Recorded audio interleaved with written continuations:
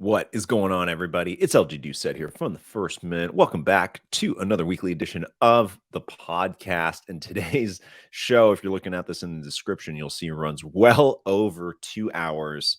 And I'm just going to tell you right now what we talk about on the show and which parts you can skip to if you're not a fan of the part where me and Phil just talk about our personal lives. Because the entire first hour of the show is about things not really related to NFTs. We spend the first 20 minutes talking about the NCAA March Madness. Phil has a lot of thoughts. We talk about storylines. We talk about how we did on our brackets. I actually did quite well for the people out there who are like, LG doesn't actually watch basketball.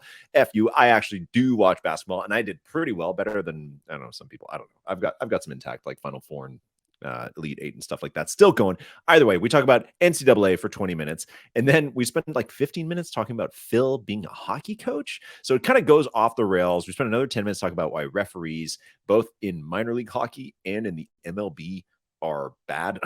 So super random. And then Phil tells another 15-minute story about his adventure at the Raptors game with people from Top Shot, Jurassic Pack. So him kind of getting tickets through Top Shot, through the group there, going and thinking he was going to be a big celebrity at the game, but then turning out that no one even spoke to him, which then later turned out to not be true. People did try and talk to him, and he was too into the game, so he claimed. So we talked about that for a very long time. And then finally, around the hour and 6 minute mark, I want to say hour 7, hour 8, an hour and 8 minutes or so, we actually talk about Top Shot drops, the ones that they've been doing for the last couple of weeks, how they've banked like over $1 million in money direct from the economy. We then move on to talk about baseball plans. Finally, we have plans from both Sorare MLB and Candy Digital rolling out their big stuff for this season. We talk about, will it make a difference and their user numbers in their volume, yes or no.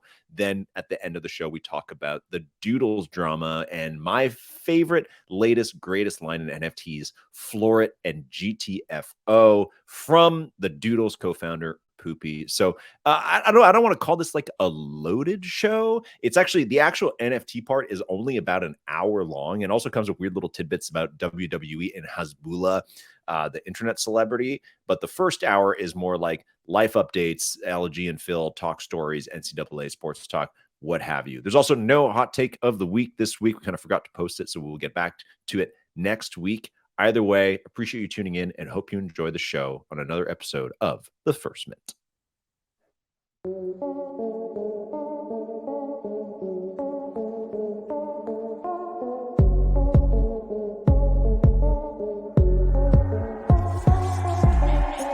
Search is over, now welcome to First Mint. Looking for NFT content, look no further, cause this is it. From Top Shot, the blockchain, they got the data chops, analysis, and pack drops, the show's equator hot. LG and Phil D, the best amongst others. Best brothers that happen to ball since the Ball Brothers. So settle in, cause it's time for the best show. Ayo Quad, who we reppin'? First Mint. Let's go.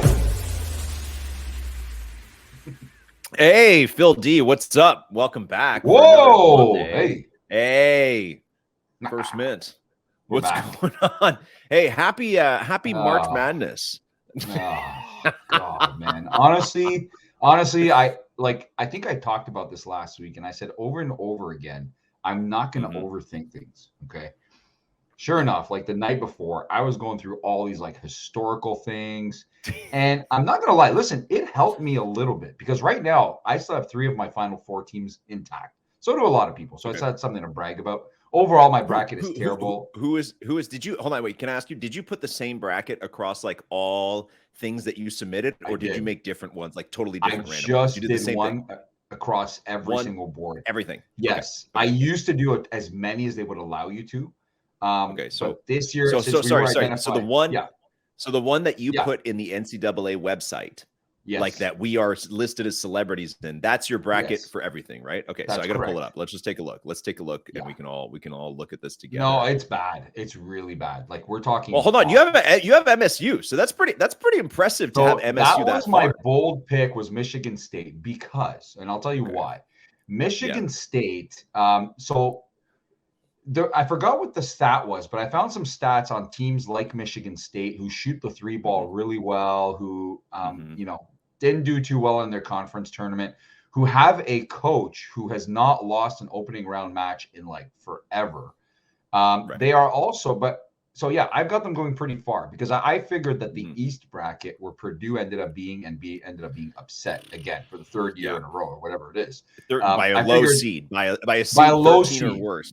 Yeah, that's brutal, man. If it's the same Jesus coach for all Christ. 3 seasons, you fire that guy like immediately, right? There's I no don't even excuse. understand those Purdue highlights. I want to go back to your philosophy of how you picked like a MSU to go that far, but I just don't understand. Like, I didn't get a chance to watch the game. I just kind of caught the end, but I don't understand how like literally Zach Edey was like a foot taller than everybody. And I know like he played well, but still like he's like a monster compared to those guys. Like, I don't understand. Like, it looks like an adult with children. So I'm still surprised just watching FDU, Fairleigh Dickinson, they can shoot the 3, so he's kind of useless when it comes to that. They can shoot the 3, and if you saw the last play of the game where they had a chance, I believe, to tie. Was it a chance to tie? No, it wasn't to tie. It was like, oh yeah, because then they fouled and then FDU got more free throws. But the pass to him was awful. Like, he had a foot on the guy that was covering him or guarding him. Yeah. But the pass sailed out of bounds. So I mean, that wasn't on him. I don't know what that was. Just a bad play call. Actually, the play call was pretty good.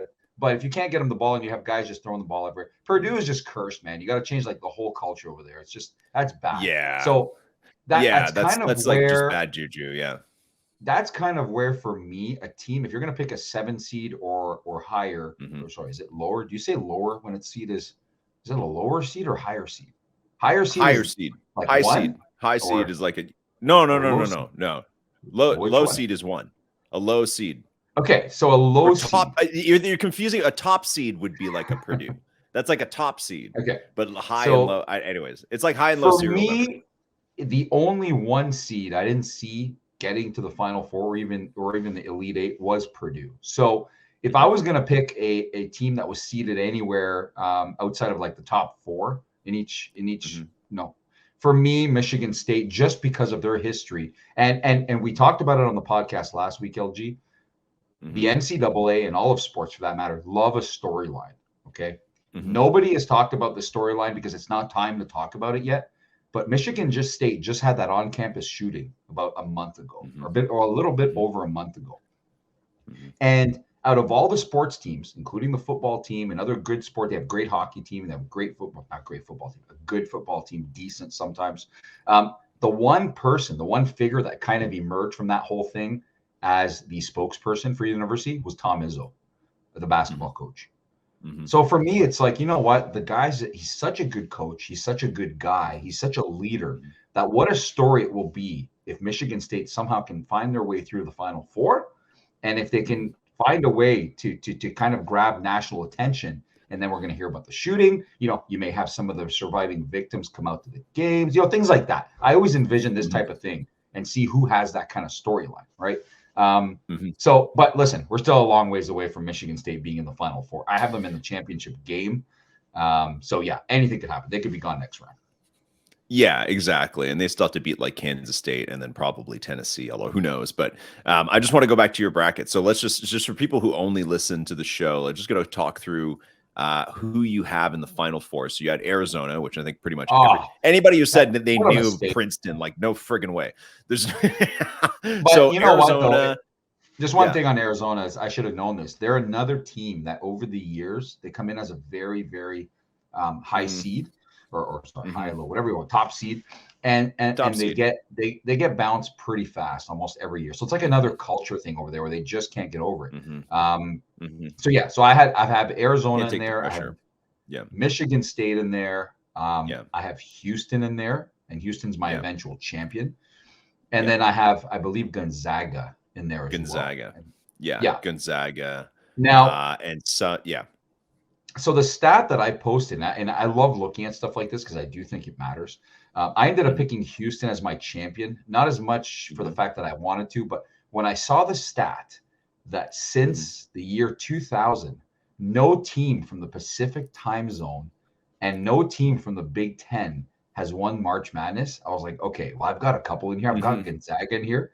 I've got Michigan State from the Big Ten in here, and I've got Arizona in here. By process of elimination, that leaves only Houston for me to pick. Not because I wanted to pick them, but based on that time. And yes, of course, trends are meant to be broken. That's probably coming to an end soon. But if it happens, it happens. Michigan State from the Big Ten, the last team actually to win from either the Big Ten or the crazy part for me is the Western time zone. Like, are you serious? how is that possible that a team from Pacific time zone has not won this thing in 23 years? Like, what's going on? Yeah, I Right? saw that too. I didn't even realize that, right? So it's pretty It's shocking. And it crazy. wasn't even just like Western time zone. It was like it was like a map that was like Yeah. across this line, right? So it was pretty much like nobody, like none of the Western states either. Like I don't think like a Nothing. Mountain Time team has won either. But Right? It then there's was so like many good the entire programs out Western there, half of the country has ever won. Yeah, exactly. right? Like, I don't So know, yeah, so man. it's It's pretty good. shocking to me, right? So, and the Mhm. last one to do it was Tom Izzo with Michigan State in the year 2000. So for me, again, Mhm. Michigan State, a good story there. They're actually looking Mhm. really good. Both games they've played have Mhm. actually looked the exact same, where they build a big lead as an underdog, and Mhm. then by halftime they blow the lead, and Mhm. then the game's like tied or close to being tied, and then they just start pulling away in the second half when they kind of go back to their basics and what they do. So so for Mhm. me, at least, I'm kind of happy. I've seen a lot of people who had Kansas in their Final Four, Arizona, Purdue, whoever they had in there. That's kind of been Mhm. blown up. So to have 3 teams left after the first weekend of action, if you can call it that, Mhm. I think I'm Mhm. pretty okay with it. But man, I don't Yeah. know. I'm disappointed in some of the other stuff I picked. I don't know. Such a mess. So many upsets. Right? I picked the wrong Yeah, ones. it That's the was problem. I went for it, but I picked the wrong yeah, upsets. it's you picked the wrong upsets, but they weren't bad. Like picking Penn State was not a bad idea. Like they Right. still only lost by like 5 points to Texas, right? So it's like it's not a Mhm. bad pick. It's just like some of these teams have one bad game. Although you and I both did pick Creighton, so that's pretty good. I also picked Blue Jays That's a to get solid pick, like man. to get that deep. So it's a pretty good pick to beat Baylor.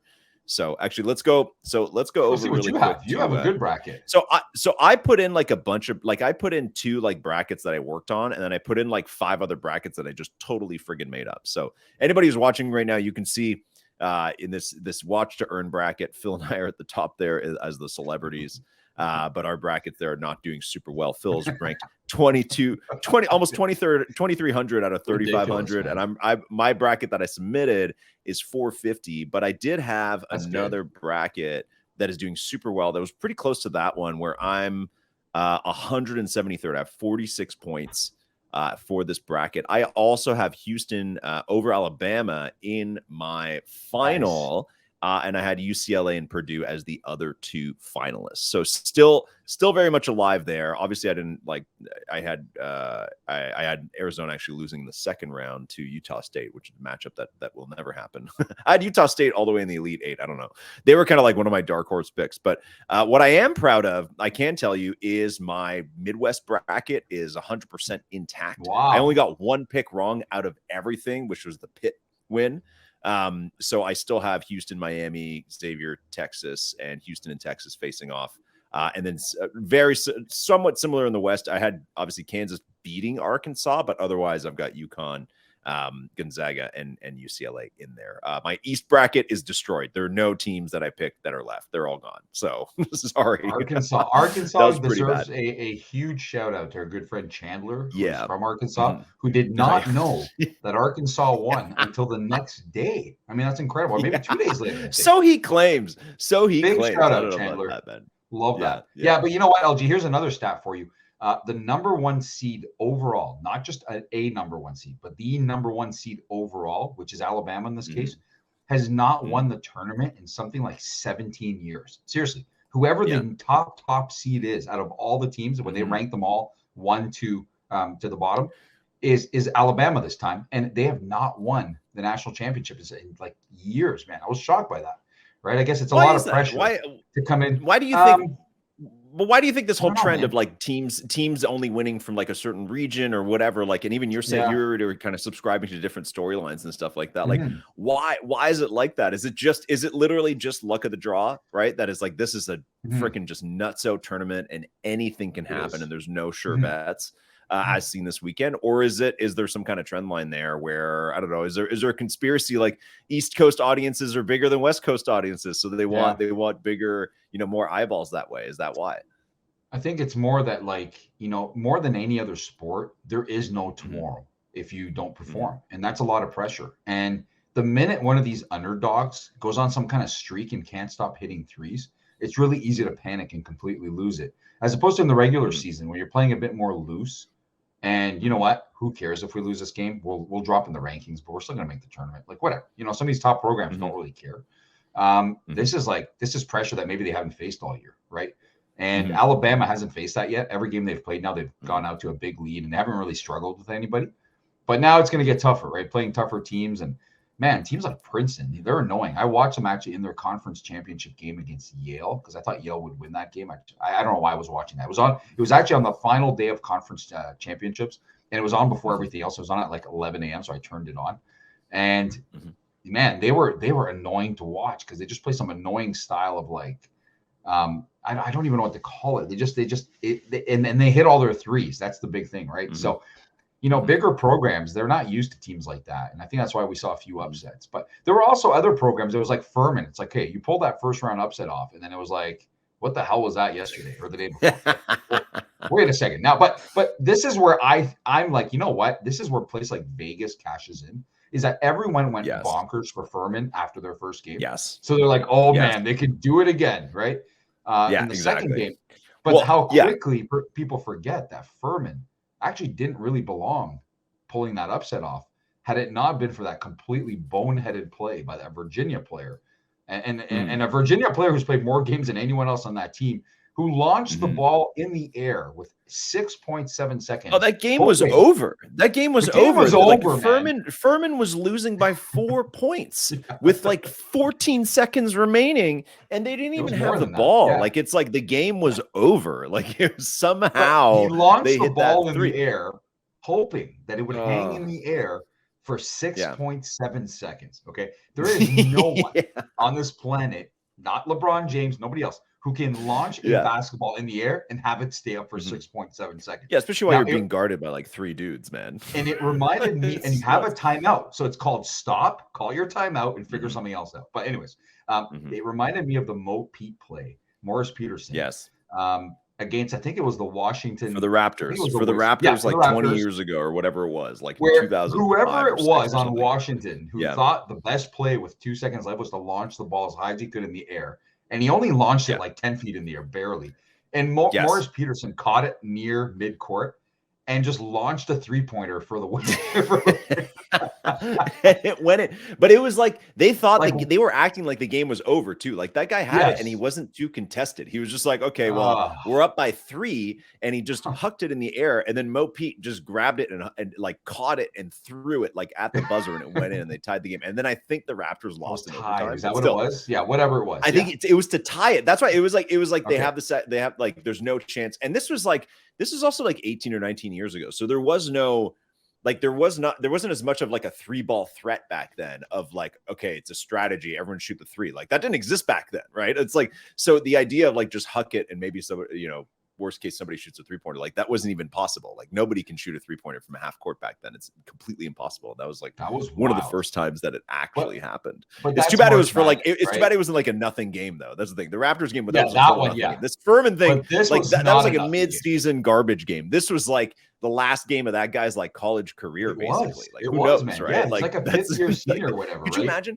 Could you imagine? That is like you've been playing in Virginia for 4 years, and you score. I don't remember who it was that threw it, but it's like you had a great career, and you're like, great, like can't wait to play in 2 days from now in the next round, and then you huck it and they score and you lose, and that is the last play. And especially like a lot of these guys in the NCAA, like they're not going to the NBA. They're not going to. None of these guys are going to the. Most of these guys are not going to the NBA. So these memories from like March Madness and their college career, like those are the memories. Anybody who's played like any kind of sport, like they're etched in your brain forever. Like whatever the highest level of competition is that you played, you remember those moments of like the last season that you played that sport, right? Like it doesn't matter what it is. So that guy is going to remember that. Imagine that's your last play ever. And his teammates, though, because don't forget, he took the entire team down with him with that, including all the seniors on that team. So not just imagine him, other guys like they worked so hard. And they're like, great, we're getting one more game. And then it's like this guy just hucked it. Although if you're not that guy, that'd be a pretty funny story. It'd take you a long time to get over, especially when you're like 21. But that's college sports. That's March Madness. Yeah. That's the beauty of it, is that it's some guys the emotion of the game is like, man, it is what it is. Now, one more thing. Did you see the ending of there were a couple of endings that were all over Twitter because of their spread implications and how it finished, like including the game last night where who was that game last night where a guy chucked a 3 out of nowhere and it ended up covering the spread for people. And people went bonkers. I saw the videos today of people like celebrating. I forgot who it was. It was one of the late games. I don't know if it was Kansas State. No, it was TCU, I believe. It was TCU. I think it was TCU. Yeah. They He launched nailed the some shot kind at the buzzer. Yeah. But like, no, he let the ball roll all the way to center court, so the clock wouldn't start because there wasn't enough time, and they let him roll it almost all the way to the 3-point line. Then he picked it up and he didn't even set his feet. He just kind of heaved one. It went in and it covered the spread for whoever had TCU in that game. But that's a lot of money, man. That's a lot. It really is, man. That's a massive swing, right? I don't know what people are on, but the best ending for me was last night, Florida Atlantic against Fairleigh Dickinson. So it's a 10-point lead after a really close game. FDU actually gave them a hell of a time, and actually they were leading in the second half at some point. But at the very end of the game, about 10 seconds left, they're up by 10. So the ball gets moved up to one of the players on Florida Atlantic who are up by 10.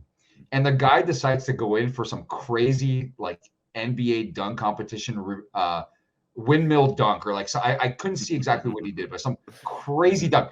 And he doinked it, and the ball almost hit the scoreboard. Okay.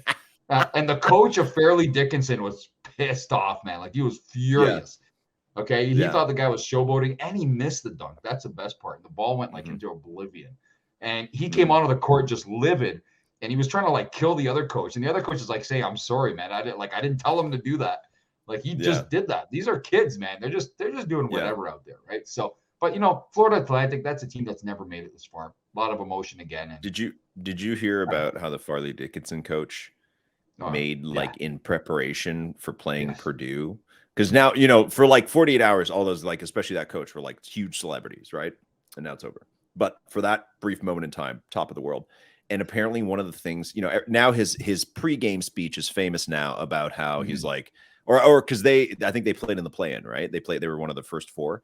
And he was like, after they won their first 4 game, he was like, I watched Purdue and they don't look that good. Right. And everybody's like, wow, he called his shot. Apparently another thing he did with his team was make them watch videos of a lion fighting an elephant. Did you hear about this? No. So basically about how like a small animal can fight a big animal. So he made his team like watch videos, like, I don't know, on YouTube of like African lion safari, where like a lion is fighting an elephant. I just thought that was hilarious. That can be disturbing too. Yeah. But hey, like, whatever works, man. Right. And apparently it's his first year coaching D1 basketball. I didn't know that either. It is. That's pretty impressive, man. Yeah. Sometimes, I'm not a fan of kind of bulletin board material, but I don't think Purdue even cared what Fairleigh Dickinson was saying, because a 1 seed is not supposed to lose to a 16 seed no matter what. So they weren't even on their radar, right? That clip didn't matter. Like, I don't even think that was a news clip. I think that's just a clip that somebody filmed. And that clip didn't matter until after they won. I'm sure every single team has a pregame like clip of the coach saying, we're going to beat their asses. Doesn't matter how good of a team they are. Every team that's an underdog crap seed. I'm sure that exists for Princeton somewhere too. Maybe it's not filmed, but everybody motivate says yourself, that. Right? Yeah. Yeah, of course. You have to, even if it's the most impossible game, sure. You can't go into it thinking you're going to lose. You have to try. And especially listen, the more this happens, the more the Purdue's and the Arizonas lose, like the more it's possible every year, right? Like that's the thing. So it's, and the more motivation is like that motivates some teams. Like I do this with I coach my daughter's house league hockey team. And you know what I tell these guys? We have the best team in the league. We dominate. Okay, we went 14-2 this year, which is not supposed to happen in house league of any kind. Because subtle flex, Phil D. Big time flex. Shit, running the Toronto playoffs the this GTHL week, streets. Oh, playoffs. Yeah. So are you? Oh wait, is her team facing the shitty team? Are they playing like the worst team in the league? Yeah. So the way it works is it's a round robin stage. They split the top 6 teams into 2 groups. But what I didn't want to say anything to the league because we can beat anybody. I just don't understand why us as the 1 seed is in a group with the 3 and the 5 seed. If you wanted it to make sense, we would be in a group with the 4 and 6 seeds, not 3 and 5. So I don't know why we're being penalized for playing better teams, but it doesn't matter. We can take them all. But you know what I used to motivate these kids, and I've done it all year, is I will take things like, I'll say things like, okay, we lost only 2 games. After we lost our first game, I told these kids, everyone now thinks you guys suck. All I keep hearing from other teams is how beatable you guys are now, and that you guys were just a joke this whole time and not really as good as you think. And these kids are actually like, all right, that pisses us off, so let's go show them they're not. So small things like that. Not that I or did you make? I didn't really hear anybody say that, but you know what? I know they're thinking that, so I might as well tell the guys, right? So the guys, the girls, is it a girls hockey team or a guys hockey team, or is it mixed? So it's mixed hockey team. It's mixed, but she's the only girl in the league. Actually, there's 2 girls in the league. She's one of the only girls in the league. She likes playing better with boys. She said girls are worse, man, in terms of like the vibes with the girls is worse. The guys don't judge her. They just, she's a girl and they respect that, and they don't really care, right? But they're playing with girls can get really ugly, she said. So she prefers playing with the boys. But a little motivation like that. I didn't really hear this one. I said, the coaches have a chat, the other players have a chat. Everybody's chatting about you guys. And they thought about that for the whole week, and they came out and smashed the next team they played, right? Another time I said, listen, there's a player on the other team. I keep hearing that this kid hasn't played all year, and he's scoring 8 or 9 goals a year. And I'm sick and tired of hearing about this kid. Okay. But he does. But that was the word. We hadn't seen this kid play, but nobody. Yeah. And I said, and I told them 2 weeks in advance, nobody is doing that to us. And I'm really sick of hearing about this kid. So what happened when we played him? We beat them 7-0. Okay. But this is what I mean, those small motivational things like that. And if it means to say that, hey, I watched Purdue play and I think we can beat them, which that coach, if he watched Purdue play, there's no way he thought they could beat them. But he's going to say that because you're going to believe what your coach says. And if your coach is really, confident like that, you're going to follow that. So what is the biggest beatdown? What's the biggest beatdown you guys laid on a team this year? So they stopped counting the score. So there's a 5-goal increment. So if there's a difference of 5 goals, they don't they won't continue adding on the scoreboard. They won't add it to the scoreboard. No. Yeah. So but then if the other team be 5-0 on the board now. Yeah. So if you're winning 6-1 and the other team scores, if you're winning 7-1, the scoreboard shows 6-1. Yeah. But if the other team scores to make it 6-2, then it goes to 7-2 because you're allowed to show the 7th goal by that. Like it's ridiculous. Wow. Yeah. But I do get it. Oh my God, man. There was a balancing halfway through the year where they're like, okay, you're the top team. You guys are like 7 or 8-0. You have to give up players. And I'm just like, all right, whatever. So I gave up my top scorer and I gave up another player. But here's what they wanted to do. They wanted to give me back players from the bottom team, but they wanted to give me like their worst players. And I'm like, okay, of course. You know what? No. We're not doing that. Okay. I don't need any players. I have good attendance on my team. You guys always struggle with attendance on your team. So I'll give you my 2 players and here's a gift. Enjoy it. Okay. Now you guys are going to have enough players for every game. Now, it did end up screwing me. I was missing a few players for a couple of games this year. No, seriously. I jinxed myself by saying we have perfect attendance. Then all of a sudden, kids were missing left and right. And I'm like, okay, can I borrow a player from that team? But yeah, you know what? It's pretty wild. I'm pretty excited. I shouldn't be this excited for House League hockey playoffs, but I am. No, you should. Listen, for anybody who doesn't know, like the GTHL, the General Toronto Hockey League, I don't even know if that league, your team's in it, but whatever. Just playing youth hockey in Toronto is pretty much the most intense hockey experience that any family could ever have, both players and teams. I used to go to Phil's games because obviously I was too young to like stay home by myself. So I'd get dragged to Phil's games, like AAA, like, and when you guys were like 13 or 14. So some kids, it's still like in a window where some kids could still elevate and get to junior and make the NHL. Like it's still in that window. And you played with a few people who did make it like in different levels, right? So it's like when the kids are like 13 or 14, which is around Phil's daughter's age, it's like that, like the parents are super intense. The kids are intense. Everybody thinks that their kid is the absolute best kid in the world. I witnessed some crazy shit at your games, Phil. Like I remember one of the dads on your team threw a garbage can on the ice at one point. He threw it at a referee. I was like, what the hell's going on, man? Yeah, it's standard. Yeah. Have there been any parking lot brawls after your games this year? No, not our House League games. I'm not going to lie. The House League parents are great. The reason their kids are playing House League, and for those who don't know what House League is, it's kind of just like once a week, one practice, one game, and that's it. The reason a lot of these kids are playing House League, because I'm coaching some of these kids. I'm like, what are you doing here? You actually have a future in hockey. Why are you playing here? And the best player in the entire league is on my team. And I sat down beside him one time before practice, and I said, well, why are you here? You're only 13 or 14. Like, dude, you could be playing somewhere, man. Like, I see you having a hockey future. And he's like, to be honest, I don't want to be yelled at by coaches. I don't like that. I don't want to be playing 6 or 7 times a week. I don't want to be going to power skating classes. I don't want to be going to shooting classes. I don't want to be doing dry land. I just want to play once a week with my friends, and that's it. And you have to respect dominate, right? And freaking dominate too. And dominate. Well, hey, that's a big part of it. Absolutely. And he does. But that's his choice, because at the end of the day, and this is something a lot of parents don't realize, is that 0.001 or whatever the heck the number is actually make it. It's crazy to me, right? And I always find it sad to be honest, to see players of that level playing in house league, because it's like, what went wrong? This kid could actually really go far, but they don't have that drive in them anymore, and they don't want to do anything but just the basics. And that's fine. That's totally fine, man. That's when the sport is still fun for them, right? And he goes, I might not even be playing next year. He goes, I don't know if I'll play next year. It's crazy. Yeah. It's wild. But anyways, playoffs are starting. I'll have an update. We will either it's championship or bust for our team. It really is at this point. Of course, they're the top seed. The problem is, LG, is that we've had a target on our backs the entire year since we started like 7 or 8-0. And teams don't like us. And every team we play, whether they're a team that's barely won, it's like their Super Bowl. Seriously, the worst teams in the league play their best games against us every single week. It's a complete nightmare because they go crazy. And it's been actually a real tough challenge to keep this team sort of focused and understand that. But these little motivational speeches actually motivate them. Like, it's incredible how it works. Like, kids really listen at that age. Now, the next age group of it is like the U18s or the U21s. I guarantee you that that's a different story. By then, kids kind of don't listen to you, especially at that level. But listen, she just wanted to play hockey. She's having fun. I actually decided to coach every one of my kids' teams until they hit a certain age, not just because I love coaching, but because I've been thrown out of the stands so many times as a parent, okay? Because I cannot stand like incompetent referees, that the only way really that I can stay leveled is if I'm on the bench and where there's something on the line for me to, you know, if I get too crazy with referees, I get a penalty or I get kicked out, and it hurts the team. Yeah. Right.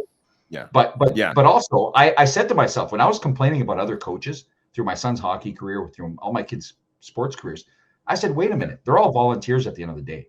And I can't complain about a single one of them if I'm not volunteering my time to be coaching these teams. So guess what? You have no right to control that. I don't know right now. I didn't put my name down to be coach. They're not getting paid, right? My kid's not getting paid. They're not getting paid. So you know what? That's how they coach. I can't really say anything. I'm getting all pissed off for what? Next year, then I'll put my name down to coach. And here we are. Right? Wow. Would you ever offer a course on coaching youth hockey? Yeah, I mean, he's thought about it. He's thought about it, man. I've thought about running hockey classes only because, again, in a country like Canada, and you know, like in an area like Toronto, LG, where something like 80 players in the National Hockey League right now played in the Greater Toronto Hockey League at some point. That's a lot that are on rosters right now. No other league in the world has more than like 1 or 2, and there's 80 from Toronto. In a market like this, I'm telling you right now, from the age of 4 to 16 or 17 years old, every single parent of every single hockey player who's had any sort of success, and I'm talking scoring a goal when you're like 4 years old in like a little, you know those games where nobody knows how to play and the kids don't even know how to stand or anything, and your kid scored a goal, they think their kid is making it to the pros. It's just a natural feeling for parents. You're like, wow, of course, that's what I was saying. They can make it, and they're willing to dish out, the wildest money to like learn how to like, skate with a parachute on their back and things like that, like weird stuff like that, thinking that that's what's going to take you to the next level. And I've always said, yes, skills are great and all the skill stuff in every sport is great. But if you don't have that drive and determination and you don't have some kind of luck along the way, none of that stuff's going to help you out. Right. But yeah, it's a huge booming business here to run hockey schools, because every single parent really, really thinks their kid's going to make it. And they really, really think that paying an extra $500 a week to do this extra skating and shooting and all that will make it happen. Right. Which is wild. So I've thought about that. I love coaching, though. I do it for the passion. At the end of the day, I joke around about, try to stay out of trouble in the stands. And one time at a lacrosse game, I'll never forget this. And maybe this got me to calm down a bit. So the refs in lacrosse, my son was playing a lacrosse game in Uxbridge, Ontario. And the refs are like, some of them are like 13, 14, 15 years old. If you play at a young age, they're young. So I was yelling stuff because they were awful. And I was yelling from the top of the stands. He stops the game. He's like, you're out of here. So I walk all the way down where the exit is. And the kid comes up to the glass where I'm going out. And he goes, I'll see you in the fucking parking lot. To me, the ref. And I'm just, excuse me? Right? I'm serious.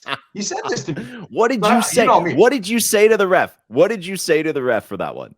I was yelling from the stands, like, that's bullshit. Or I was like, what are you calling? Or like, go open your, I don't know. I was yelling something from the stands. He stopped the whole game. He's like, get that guy out of here, whatever. So he threw me out and went all the way down the glass. Told me. I didn't even say a word to him. Looked right at me. He's a little kid too. Tiny little kid. Goes, I'll see you in the parking lot. And you know me. I'm like, yeah. All right, let's go. All right, I'm waiting outside. So I fly outside. I mean, by then I'd calmed down. He never came out, obviously. He was just, he knew he could take a shot at me on the way out. But yeah, some pretty wild stories, man. I never threw garbage cans and stuff like that, but you saw it firsthand. Your career's not over, man. Your career's not over. Your kids are still playing. You know what? I now have friends who are referees, and I kind of respect it a bit more. Even though I go crazy on refs sometimes, but there are some bad ones. I mean, we saw it in pro sports recently. There's some terrible calls, man. Like you look how many times the review is used and how many times the reviews or the calls are overturned. Yeah. Or even what they're doing in the MLB this year, right? Which is where they're going to have, like, they signed a deal with Zoom. Do you see this? So basically, if you guys saw this, but the MLB has signed a deal with Zoom. If you remember Zoom that you used when the pandemic started, that everybody used, and how you spoke to your parents or whatever, for your big family gatherings on Zoom for Christmas.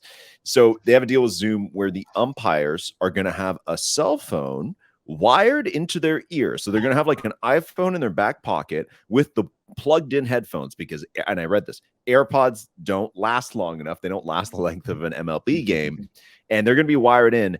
And the MLB is going to use robo umpire technology to track obviously balls and strikes. And they will let the ump know if it's right or wrong, basically. So the ump is going to have a voice in their ear telling them when they've made the wrong call and other shit like that, which is so hilarious. It's why even use the ump? Then just use a robot. Just put just don't even have anybody back there. So are you saying the guy's going to be like, Stuart? I don't know, actually. Ball. No, man. Maybe. Yeah. I don't know. I don't know what that call is going to do. That's a good question. I don't know how it actually works. Unless, yeah, I don't know. It's nuts. Yeah. So it's going to make baseball. I'm okay with keeping umpires, but I'm not okay with keeping umpires that are 90 years old and missing blatant balls and strikes. And I believe that I truly believe you don't need to bring a computer, but if you keep the purity of the game by keeping the umpires and you actually kind of monitor what they're doing, and if they don't hit their percentages and get all these calls wrong, then you start reprimanding them just like any other job and say, listen, you're not doing your job. This is your percentage. You missed 50% of the calls in that game. It's unacceptable. We're going to put you on probation. We're going to give you another week or two to figure this out. If you continue to do it, we're going to have to move on and go with somebody else, because some of them do a good job, right? What about, I think yeah, no, I agree with you. And this is a good way to kind of maybe start to track that. But I still think the bigger problem with umps is the ones who try and make the games about themselves, right? Like Angel Hernandez or Scott Foster in the NBA. That's it's just a total, such a disgrace to the game. And now I think a lot of people would argue, be well, that's kind of part of the fun. It's no, it's not. That really sucks. I never want to know another referee's name. You shouldn't know who the refs are. If you know the refs by their full names, like I just did, I just referenced, I shouldn't know that there's a huge problem in the sport if you know who the refs are, especially 20 years after the betting scandals and stuff. It's that shouldn't be happening anymore. That's going to lead into what I want to tell you next, because I do want to talk about Ben Taylor and what happened to Fred VanVleet and my experience at the Raptors game the other night. But before that, because you mentioned Angel Hernandez, I want you to go on Twitter, LG. And I want you to find my tweet from maybe 6-7 years ago when I only had 200 or 300 followers about Angel Hernandez. Write my name and Angel Hernandez. And it's my most viewed ever video. It had hundreds of thousands of views on it. Chipper Jones, legendary Chipper Jones baseball player, commented on it to say this is ridiculous. So this is a game that was being played at the Rogers Center in Toronto. Let me pull it up. Yeah. So it wasn't on many people's radars. You probably couldn't even watch it in the States. So nobody saw what Angel Hernandez did, but he challenged the Blue Jays pitcher to a fight. He's like, you got a problem with what I just called? Down? He's like, come do something about it. No, he walked towards the pitcher, said, what are you going to do about it? You want to fight? Let's go, or something like that. Here we go. And then the catcher, Russ Martin, was like, dude, shut up. All right, here we go. Let's take a look at it. Yeah, I remember this. Look at the views on that thing, man. Who's pitching? Who's that? Oh, Happ. Jay Happ. Yeah. Look. He's mad. He's just talking to himself. So Happ's talking to look. Hernandez is looking for a fight. Ball four. Happ thought it was. Happ thought it was strike three. Hold on, Phil. Let me describe it. So Happ. So what happens in this is Happ basically. Yeah, look at Russ. Russ Martin. Like you what? Like you got a problem? Oh, and Gibby's still there. John Gibbons is still the Like, or don't be the talking to my guy like manager. that, yeah. Okay, so basically, for people listening, what happens is J.A. Happ throws what he thinks is strike 3, and the bases are loaded, 2 outs. He thinks it's strike 3. It's right down the middle. Angel Hernandez calls it ball 4, and Happ just walks off the mound because he thought it was strike 3 and just puts his glove over his mouth and clearly is just like talking to himself. Hernandez like steps out from behind the catcher, walks like pretty much into the batter's box and just stares right at J.A. Happ, like just stares right at him and like kind of taunts him to do something about it. And then Russell Martin walks all the way in front of Angel Hernandez and like looks right at him and is like, "What are you doing?" Meanwhile, also I like that Pujols is there. So Albert Pujols is just like standing there, also super confused about like what's happening. This is a game against the Angels. Then finally, John Gibbons comes out. I wish we could see Chipper Jones' comment. He either quote tweeted it or he like. Let's see. It should pull up. But Chipper Jones, who was I can't see the quote tweets. I guess back then, maybe they took that away. But yeah, anyways, Chipper Jones. That's when it got the real views. When Chipper, like, I guess he's an analyst for whoever, and he tweeted about it. He goes, "This is awful" or something like that, and then people just went bonkers, right? And Angel Hernandez was the one that Roberto Alomar spit on. Do you remember that? When Roberto Alomar spit right in his face. Yes, I didn't know that was Angel Hernandez, but man, I do remember that incident. Yeah, he's that's just a nuts, prick. Man. Like that's what I agree, LG. When there's guys like that, it's just like, dude, chill out, man. You have to be just as professional as the players, okay, and held to the same standards. And it's a terrible call too. It's also a bad call. Like, I don't understand. You'd be like someone, Angel Hernandez, who regularly makes bad calls, gets into beef with players. And then what do? You go home, you watch the tape, and then you're like, that was the right call when it's obviously the wrong call. Like, what do you feel good about yourself? Like, it doesn't make it. It's like repressed anger or something like that. Weird, Phil, man. congrats. Honestly. That is your most engaged tweet by far ever. Really it has like 3,200 likes, like 1 million comments, like 900 retweets. Well done, man. You should post more stuff like that. I think people want to see it, and that's I think it was in Canada. Phil was a Twitter celebrity before First Mint. Phil's a Twitter celebrity before First Mint. All 300 followers were going nuts at the time. Umpires.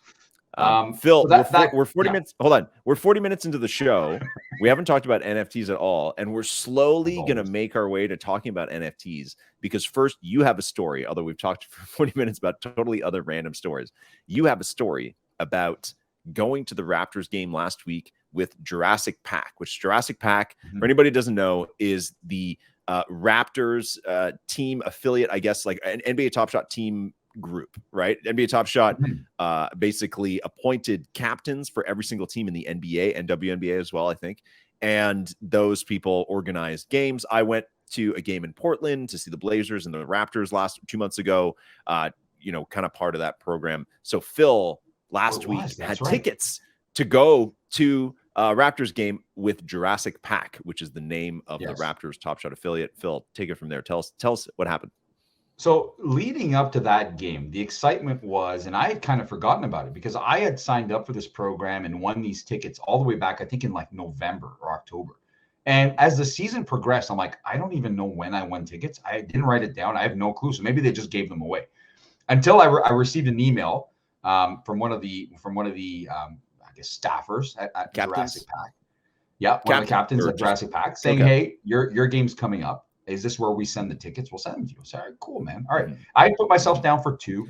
My kids love going to Raptors games, so I'm like, I'll take my daughter. She loves basketball. She loves the Raptors. She loves all the sports teams in Toronto or anything that I love. Actually, awesome. It's pretty cool. Yeah, nice. And I said, "All right." But I said, this is like with a group of people that I've actually never met. I know a lot of them online. I've never met them, but for me, it was kind of weird because I'm like, are we all sitting together? Are we all in the same section? Is everyone like going to look at each other and be like, "Hey, are you Jurassic Pack?" Like, hello, like, I don't know. I don't know what's going to happen. You don't have a hoodie or anything like that? Like, you don't have they didn't send you a hoodie or hat from Jurassic Park? No. I haven't had a chance to get one of those. I would love to have one. And I think that'd be really cool. If you go to these things, you have to wear it just to kind of identify. But yeah, you should rock it. Yeah. So leading up to that game, the excitement was that this was against Oklahoma City Thunder, who have 2 of the best Canadian players in the NBA. And I was super excited with SGA, Lou Dort. I was excited to see what the reaction would be because they haven't played here in a long time. And I was excited to see if the fans would recognize them and care that they're Canadian and even give them any kind of ovation, right? Because let's be honest, SGA is an all-star and SGA is one of the most underrated star players in the league scoring, I think he scores like 31 or 32 points a night. Like, that's crazy. Oh, I mean, right? I don't know if he's like as like underrated as he was. Like, I feel like he's getting no, of some course. recognition. Like the latest like MVP rankings, like I think he's in there for this season, like the top 10 regularly. But there's nobody saying how good we're. Yeah. No, Yeah, well, because the Thunder are kind of like an irrelevant team right now. But I don't think like he will get his day, I think, at one point. But they're building. I'm just saying, there's no one saying, "Oh man, our team would be way better with SGA." That's not the first guy you think. That's fair, right? Yeah.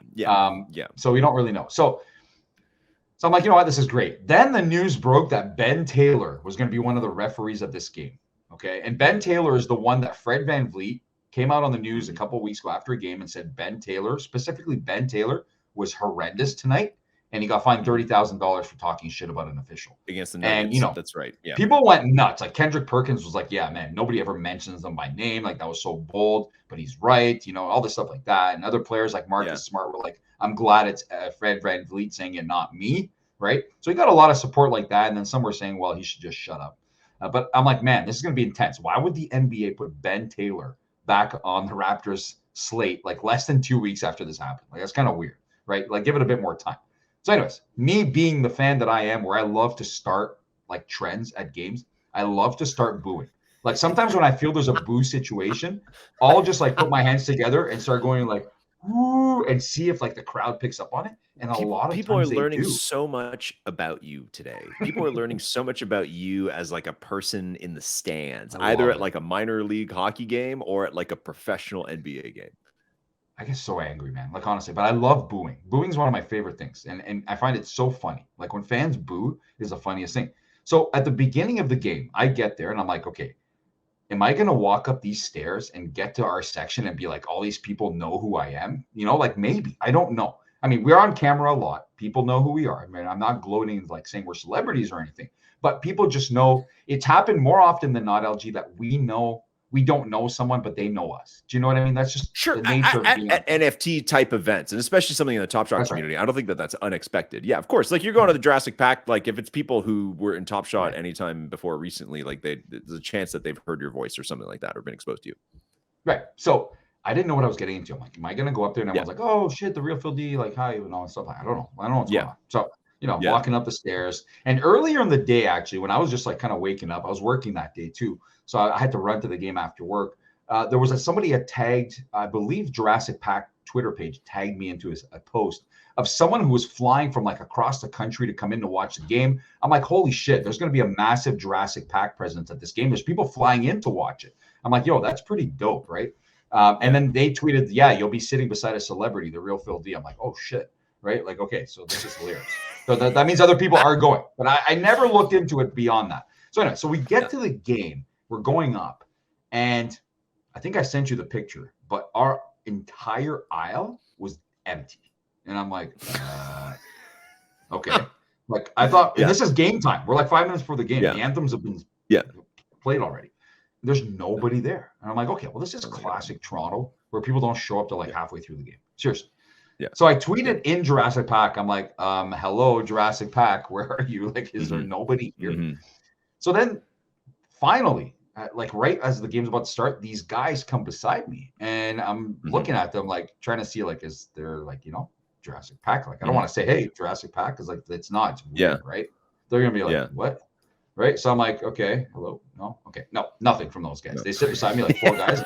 Absolutely nothing. I'm like, okay, I guess. How did you, hold on, wait, sorry. Wait. Can you walk me through the interaction of you trying to figure out if these 4 randoms are from the Jurassic Pack or like not? A little bit of eye contact. And I'm like, no, I didn't know what to do. I don't like awkward moments like that. So as much as I can be like, I'm wild at games, but I'm not going to be like, yo, are you Jurassic Park? No, that's not my style, man. I'm just not like, if you want to say something, say something. I'm not going to say something. So these guys sat, they didn't look like Jurassic Pack. I've seen a lot of the pictures of, but I told my daughter, and she's like, are those the guys that might know you? I'm like, I don't know, because this was such a long time ago that maybe someone gave their tickets away. Like, we don't know what people do with their tickets. Maybe they got tickets to this game for Jurassic Pack. They couldn't go and they sold them, or they gave them to somebody else. We just don't know.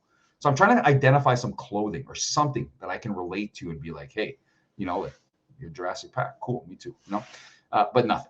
Then there's that guy who's coming from Vancouver, But I haven't even looked at the like I said, I just saw this come in on my phone and I saw Jurassic Pack tagging me. This person did not tag me.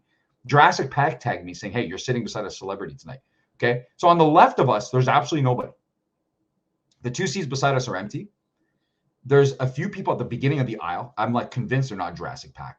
So at this point now, as the aisle is filled up, I'm like, oh shit, we're the only 2 at this game. Maybe all the seats are spread out. Maybe the guys behind us are Jurassic Pack. I'm lost at this point. Okay, I'm like, I guess maybe nobody's coming. But I still have this guy from Vancouver on my mind a little bit because I'm like, but then I realized maybe they meant he's sitting in front of me. So I'm not going to start asking every guy in the section like, hey, are you that dude from Vancouver? Anyways, long story short, at some point in the second quarter, a couple arrives and sits beside us. I'm sitting on the other side. My daughter's on my left. They sit beside my daughter. All right. I'm super into the game at this point. Okay. Raptors are playing so well. I'm going nuts. Man, when they introduce the refs, LG, I'm like, this is amazing. They're going to introduce the 3 refs and people are going to boo the living crap out of Ben Taylor. They say Ben Taylor. I'm literally the only one booing. I'm like, okay, people do not know anything here. Like, what is this? How could you not go nuts? This guy was on the news forever with Fred VanVleet. I thought he was going to get the worst reception ever. Nobody had a clue who Ben Taylor was. I'm like, damn. All right. So I know I was so pissed, man. I thought we were going to start the biggest booing, and you're like, fuck. So upset. Yeah. So I'm sitting there, and these seats are up all the way up. I mean, Toronto's not like any other city. It's already hard enough to get tickets in Toronto, so it's not like they can get us like court sides or some of the lower bowl seats that you've seen in some of these other Top Shot groups, like Memphis. You know, I always see our good buddy Treaticus sitting like front row or like first 5 rows at the Memphis games. Okay, you can't do that in Toronto. People care too much about tickets here. No freebies here, right? You're getting seats. It's premium tickets, man. It's premium tickets going to the Raptors. Man. You guys got to understand, man. It's like going to the Raptors or the Maple Leafs in Toronto is like, that's an expensive ass ticket. Going to any NHL or, I mean, there's only one NBA team, but like it's really expensive in Canada. Like it's super, super pricey. You got to price it down into US as well. But also it's like really popular, man. I wish I lived in like Nashville where I could go sit in the 10th row for like $15 or something like that. See the Predators. I can't. So anyways, yeah, go on. All right, so game goes on. You know, this guy, and I assume his partner, his wife, I don't know what it is, arrives. They sit beside us. I'm like, whatever. The second quarter, LG, this is no longer pregame. I am completely invested in this game. All right. Every little thing I'm booing, every little good play, I'm kind of cheering. I'm just having a good time. I'm chilling in my seat. I know for a fact now that there's no other Jurassic Pack people there because the guys beside me, like, no, there's no way they're part of this. They didn't say a word. They just don't look like it. So whatever. Game goes on. Anyways, game ends, and I'm just like, I did get a notification in Discord responding to me about me saying there's no one there because I posted a picture of the entire aisle empty. I'm like, Jurassic Pack, where are you at? And one of the captains responded saying, hey, I'm sure you heard what happened to your buddy, or something like that. And I'm just like, I don't even know what that means. I'm like, what? Anyway, so game ends. I'm just like, okay, I had told my daughter we might meet a lot of new people tonight, and we ended up meeting nobody. She's like, okay, I guess you knew nobody. I'm like, yeah, no, we didn't know anybody. What a loser. So I was like, Dad, what a loser. Well, I'm just like, yo, like I told there's a lot of people who might know me and want to talk, and we're gonna be saying hi to a lot of people and shit like that, and it turned out to be nobody. Okay, and so then do I not get 2 days later a notification in Discord responding to my picture of there's no one there, okay? Oh no. From someone saying that they were sitting right beside me at the game and that I did not seem too keen to talk. Wait, who was it? Like the people on your daughter's side then? Yes, they had come in. Not the dudes, yeah, okay.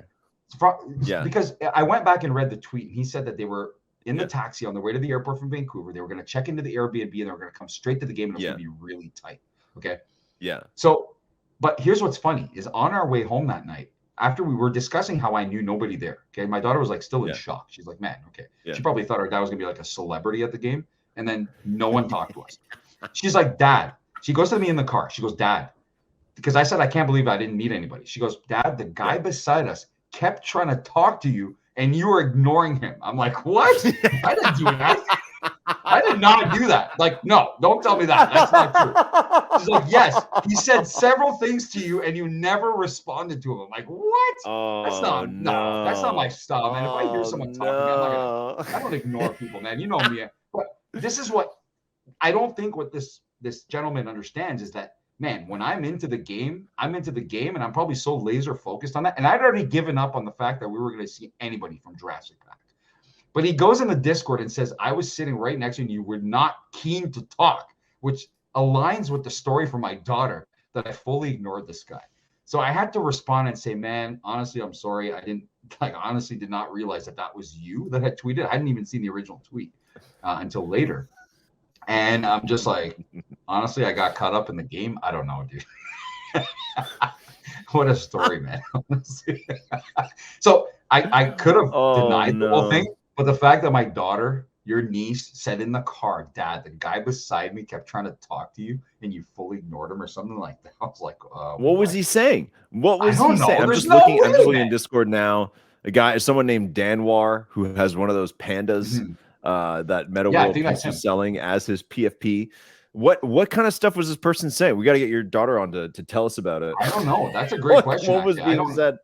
Well, look at his tweet, right? He didn't follow. I think he followed me that day too. So I felt bad, man. I'm not gonna lie. I felt kind of bad. I'm like, that's not my style, man. I was actually looking forward to meeting people. So I was so invested in the game, and I was kind of confused as to why my kind of vision of how these events work with the Top Shot tickets is that everyone's there as a group. There's a person from Jurassic Park there to like take a picture of all of us with our T-shirts, and it's kind of like a more organized event. But I didn't realize that it's probably just they gave tickets to a ton of games this year, and it's just to give tickets to the community, right? It's not an that's honestly, hold on, no. What you're saying is a fair assumption, because even looking at the Jurassic Park Twitter account, there's one from like yesterday that is great. It says like a great night watching the Raptors with 30 plus Jurassic Park members, thanks to NBA Top Shot. Yes, go, a real coast-to-coast week with folks coming from Vancouver, Calgary, Edmonton, Winnipeg, and St. John's, and in between to Toronto for the game. And they even have a photo with Jack. So it's like you got shafted. Phil went to the wrong night. No, I didn't, because I'm happy with OKC. I really was. Like, I was super excited. The seats weren't the best, but you know what? Every seat in that arena is really good for basketball. Man, but I was disappointed because I love social aspect of things. You know this. My favorite thing is in real person. You know, and to be told that I was ignoring somebody when I'm just like, what? And I didn't at first. I'm like, what are you talking about to my daughter? She's like, yeah, the guy kept trying to say stuff to you and you were ignoring him. I'm like, what? No, I didn't do that. That's not me. Right. And then he Discord messages that, like, dude, no. So I don't know. I felt bad because he came from Vancouver, man. It's not like he just came from down the street.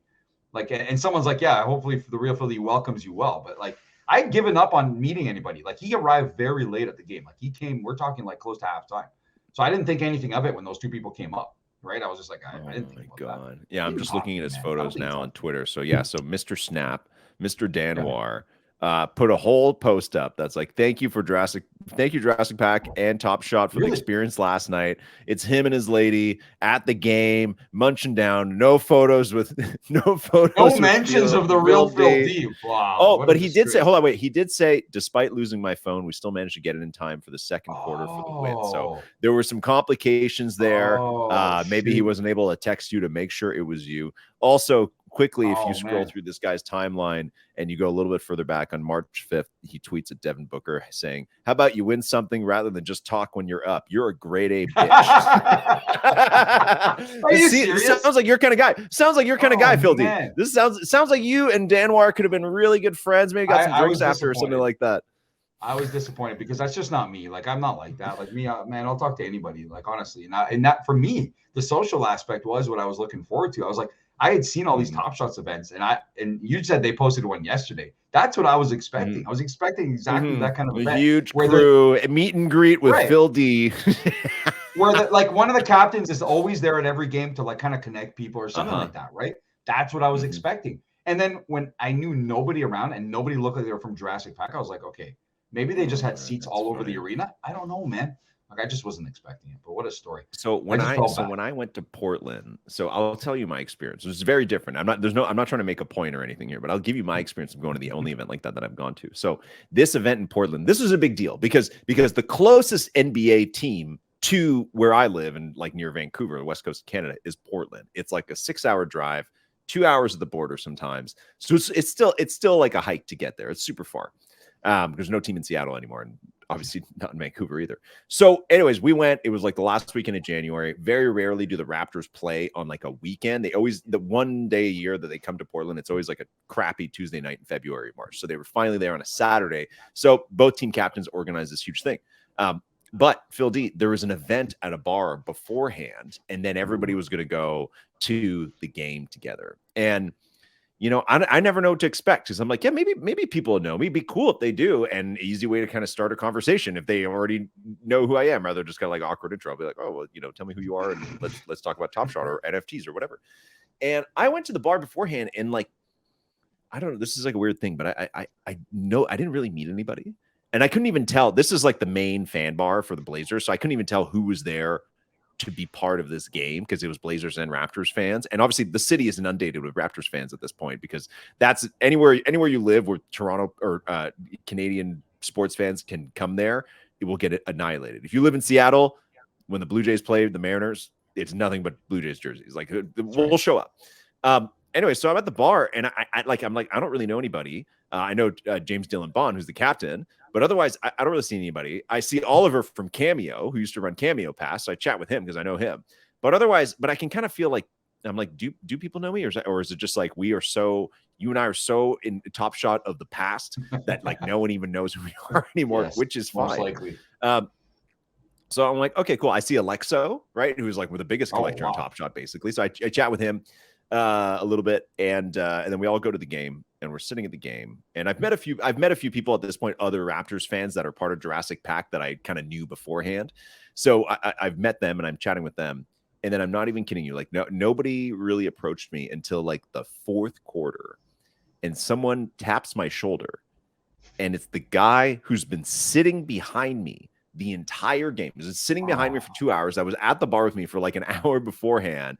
That I don't know if I've spoken to them. I'm like, they're just in our group, right? Because we're in this huge group, like you were expecting.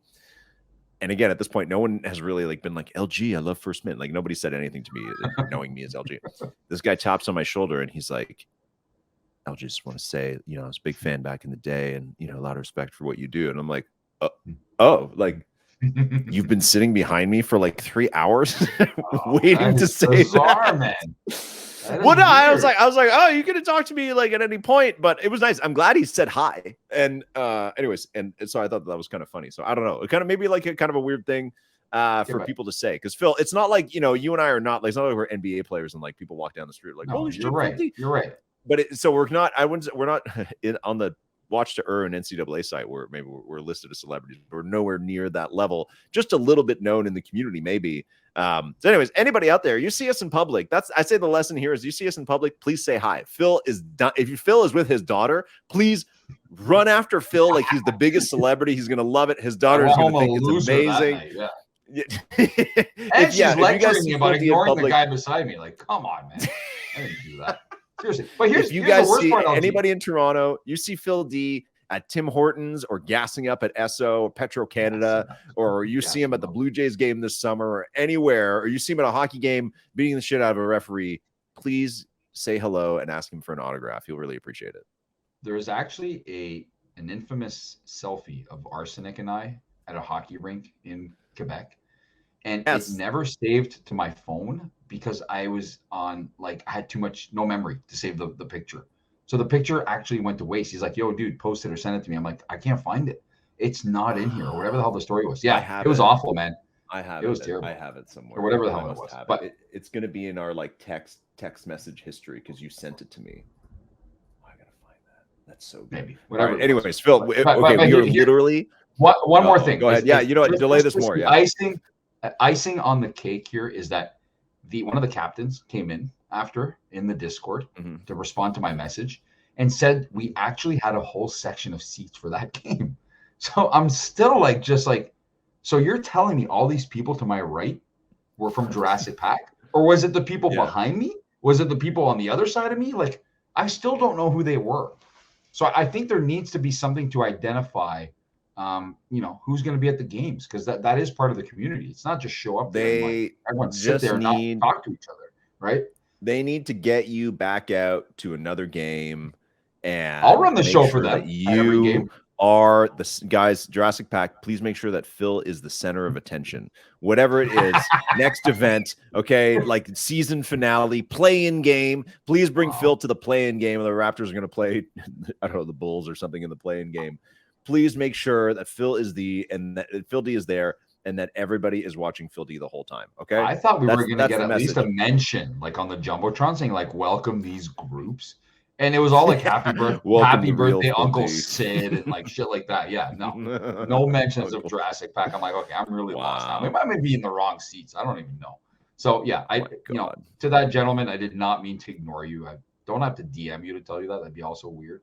But I did respond in the Discord saying, "Man, I'm sorry. I don't know. I never heard you say anything. I don't know what you wrote said. A nice long message back. Yeah, you wrote it. I did because I felt bad, man. Yeah. I didn't realize anyone was there. I don't think anybody was talking to me. Like I said to my daughter, why don't you like nudge me if someone's talking to me and I'm not answering? Why are you not nudging me? So no, you're definitely exaggerating as well. So it couldn't have been that bad. But she did mention it before I said anything. So yep. Man, this is our longest non-NFT intro that we've ever had on the show. We've been talking for an hour and 3 minutes. Yeah, if I'm going to warn people in the intro that this happened. So if you're just joining at this point now, the hour and 3 minute mark or plus the intro minutes, whatever it is, welcome to the podcast. Welcome to the First Min podcast. We talk about sports, NFTs, and metaverse and all that kind of stuff. We have a great show lined up for you today. If you want to listen to amazing personal stories and personal opinions about the NCAA, youth hockey in Toronto, why refs suck across minor hockey and the MLB, baseball, as well as what it feels like to be an NFT celebrity. Listen to the prior 63 minutes. But now we're actually going to talk about NFTs. Phil D, there's there's kind of a lot of stuff going on right now, but there's also not a lot of stuff going on right now because there's there's things go on as usual, but it is kind of a weird time in sports, as you know, because it's honestly all eyes are on March Madness. All betting is on March Madness. We're far removed from the NFL season that no one really cares about NFL and still distant enough from the draft. Where we haven't even, we're still waiting another like 4 or 5 weeks until we can actually start talking about that. So it's kind of a whole March Madness consumes everything. MLB or NBA, NHL, honestly, just kind of waiting for playoffs at this point. MLB still 10 days away from actually starting. So we're kind of in this void, especially in these couple days before March Madness. There's no golf tournaments or anything. So it's kind of a dead time right now. And you know what is happening during that dead time, Phil D? Top Shot is still dropping packs. So for the third week in a row, after scarcity matters, all that kind of stuff, Top Shot is dropping packs. They are releasing more metallic gold packs. And way back in the first week of March, they dropped some MGLE packs, premium packs, where they sold. I just have the revenue numbers here. They pulled in 450K. I don't know why I'm focusing on revenue, but I think it's just important to show that at this point in the timeline, Top Shot is still making money. Despite everything that's happening in the economy, the crypto and everything, Top Shot is still finding a way to make money. So 450K on that MGLE pack drop from a couple weeks ago. Wow. Last week's Hot Packs XL, which I totally missed. I didn't even know I knew they were happening, but then I woke up or whatever. I just went about my day, and then later on, people were saying they got the packs. I didn't even get a chance to get them. They sold those. They made 560K, and this week they are set to make 370K with this drop. So Top Shot pulling in like a cool 1.2 million of money coming in from people extracting from the ecosystem. How dare you? Phil D, question for you. Another thing, I just pointed that out. And also, sorry, the other thing to note as well is that in our weekly standings of volume, where we track like basically how much volume is going across the NFT sports ecosystem, we don't have DraftKings data, but I think it'd be pretty big if we did. Top Shot is regularly second place. Sorare Soccer is like light years so far ahead of everybody else, but Top Shot is consistently second place, doing about like 500 to 700K per week of volume, holding steady there. However, the market cap is down as per Own the Moment to 250 million, which it hovered around 370 for a long time, but I think it's taken some hits in the last little bit. So values are down across the board. Top Shot still taking $1 million out of the economy, adding millions of new moments. And today, Phil D, they announced merch. 2,500 collectors are going to get NBA Top Shot debut t-shirt. T-shirts. You Be enter a honest. raffle to Did win. you fill out the form? No. Why not? Why would you not? Are we this? Did you? Are we? Yeah, immediately. When I get these emails or these tweets, because I have a lot of tweet notifications, and I see a form that you need to fill out that, even if they tell you got until April 1st, I fill them out right away, man. Like right away. I was in there. You know what I really struggle with is my Discord. I didn't ask this for this one, but my Discord name.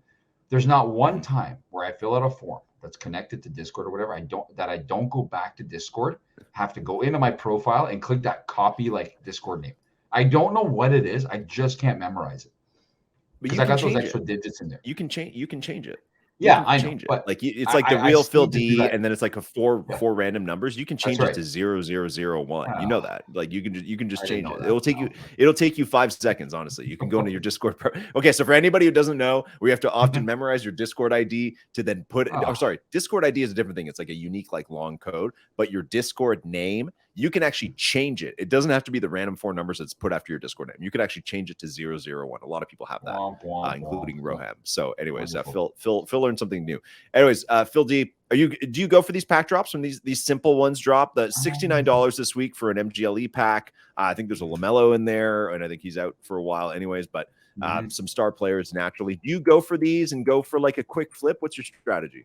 I don't. No, I never do. I almost never go for pack drops. I know they've kind of trying to throw some incentive in there by having those, those challenges for the badges and all that, where you have to buy a pack to kind of get like to the next level. I don't fall for that. I used to fall for that, but I'm like, those badges they're giving, they don't do shit. Like, I don't even know what those are for. Like, I went crazy for them the first couple of weeks, and because they came out at the same tags. Sorry.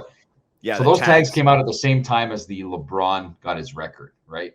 And you have to do all these things to get those. And I was going nuts, man. I was buying stuff. Then I'm just like, wait, this is another one of those where these tags are going to be talked about in like a year or two, and they're just not worth anything. Like, they're not. I don't even know what they do, man. Like, honestly, I don't care.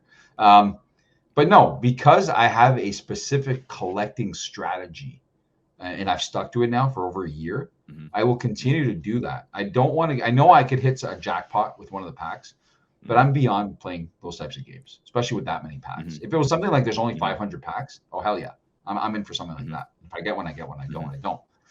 But for me, because I'm specifically collecting Canadian basketball players, Raptors players, and certain sets, I'd much rather head to the marketplace and spend that $25 on like 10 or 12 moments that I want and that I'm trying to collect, as opposed to trying to sell stuff I don't want or burning them or whatever, right? So that's my strategy. So I know I don't buy the packs, but I continue to say this because during the Roham AMA, that text-based AMA, with all the people losing their minds, I'm like, 2 things. You're still here, okay? So you obviously care. Don't tell me you don't care. Don't tell me you're done with Top Shot. If you're still in these AMAs and chats, you still care. And second of all, if you're really that upset, and I love that you read the figures, because some people just don't realize how much money Dapper brings in with some of these packs. If you don't like it, stop buying the damn packs. Just do it. Okay, then you can't be mad. You'll never be mad if you don't buy the packs because there's nothing to get mad at. Okay, but people still buy them. There's a fear of missing out there where people are just like, man, there's packs. I need to get my hands on these no matter what. Right. So yeah, I think it's good for years. Yeah, right. I've said it for years. Every time there was a big drop on Top Shot, like when they started really going downhill, I was like, dude, Dapper is bringing in like 1.4 million on this drop. That infuriates people. That infuriates me, right? I'm just like, man, that is wild. I wish I could do that. I need to drop packs, right? Then I'll be good. But, 400K is still a lot of money. We're talking US dollars here, and they're a Canadian company making big cash, man. Yeah, dealing mainly in US, but yeah, like I think that this part's like a really interesting part. This is something I've been trying to figure out in terms of how I feel about it, like emotionally and as like a quasi collector, but also somebody who honestly and I've said this many, many times, it's, the NFT market is largely about making money. A lot of people say something else, and a lot of people, yes, I'm sure on Top Shot, a lot of the true maxis are sure here to actually collect. But at the end of the day, even if you're here to collect, nobody likes the idea of buying, spending $500 in your collection, and then 2 months later, it's worth half of what it was. And that's like often been the story here. I know a lot of people say like, well, that doesn't matter. It's money I put in and I didn't expect to get back. But I do think that we're kind of crossing this very strange territory now with things like Top Shot and All Day and Candy, which we'll talk about in a minute in terms of like collectibles, right? Is that what exactly is the long-term mission there? Because what these companies do, what Top Shot does, is like release moments and then give them utility, and then find more ways over time for them to have more utility. Like you have leaderboards and stuff like that, right? And score to win, or so that you can get new packs and a variety of other kind of little schemes like that. But it's still relatively, to me, kind of basic. Like the product hasn't evolved beyond that, and a lot of the other collectible products are based on some variance of that same scheme. A lot of people don't like that because initially Top Shot was about making a fuck ton of money, right? If you were here early, like me and a lot of other people, it's like, great, well, you're buying Jokic for $1 back in September 2020, and then he was worth, now that same moment's worth, $1,000, even now, right? So it's kind of like, what I'm trying to say is that I think now that we're in the bear market, things have slowed down. Top Shot is still selling packs, still bringing in money, still releasing things like their mobile app, which took a lot of work. And I do want to ask you about that in a second, whether that actually matters to you or not. I do wonder at what point we have to give up on looking at this stuff as having any value whatsoever, like at all. And I mean that in the way that it's like, if you really want to make these collectibles, every pack of collectibles that people have ever bought purely for like the collecting experience of like, I want to fill out my binder of cards or whatever, not where they're buying cards to try and pull the rarest ones, like you're trying to pull like the Charizard Pokemon or whatever. Like, no. You're buying because you love. Like, go back to being kids, right? We'd buy packs of cards. If you get a rare, a hollow, whatever, that was fun. But you mainly did it to accumulate so that you have like this massive collection. And you have all of them, right? You trade with your friends. If you look at it from that standpoint, I think them continuing to release supply actually kind of makes sense for the product that it is, not for being a cool NFT project where, there's going to be this big surge one day and everybody's going to want it, all that kind of stuff. Not for those purposes, not like where you're talking apes and all the other stuff. But if you look at it as purely a collectible product, that is like you collect these and you accumulate, and that's the game. The value is that you have them and you stare at them, and maybe someday in the future something's worth more, but you're not doing it for that reason. You're doing it because you'll always buy packs. Then it actually kind of makes sense. Like, I think a lot of the detractors, like you and me, and people like the extreme people like AG or Poker Pro Eric or whatever, I think we're always going to come at it as like, hey, how dare you keep taking money from collectors? You're robbing us, blah, blah, blah, blah, blah. Like, this is what a shit product. You're not making anything worth anything. These aren't scarce. But a true card collectible product releases supply forever. That's how these products work. Like Pokemon probably still puts out cards. Nothing's worth as much as the original ones, like the freaking Charizards and the Squirtles and all that kind of shit. But they probably still release supply. And there are fans who want it no matter what. And those fans, they don't want to make money off of it. That's not the point.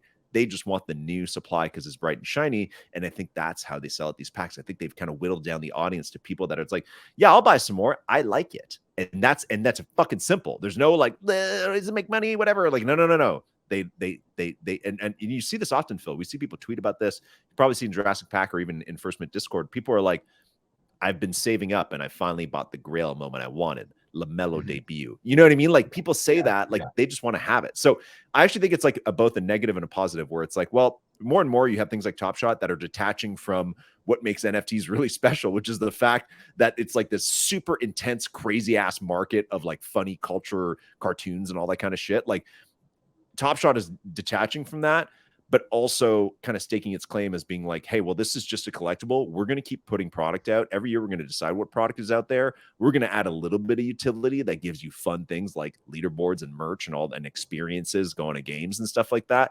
But otherwise, you're buying this because you think this shit's cool and don't expect anything else. I don't know. Do you understand what I'm saying? That it's kind of crossing into the part of like, the true collectors, I don't think actually care long-term if it's worth anything, and will show up and buy as many packs as they can every time.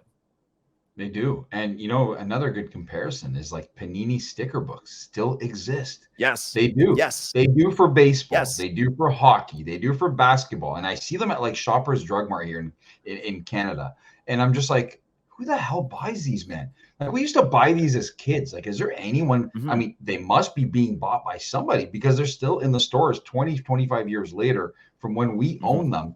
And these companies don't seem to care. They're just rolling them out for their usual group of collectors or whoever it is. Yeah. I mean, a pack of stickers used to cost like 50 cents. Now it's like $2 or whatever the hell it is. But, But yeah, no, that goes back to that point. And for me, I'm really, really, really settled in with my collecting ways where I will open live token once in a while just to see, what my stuff is worth.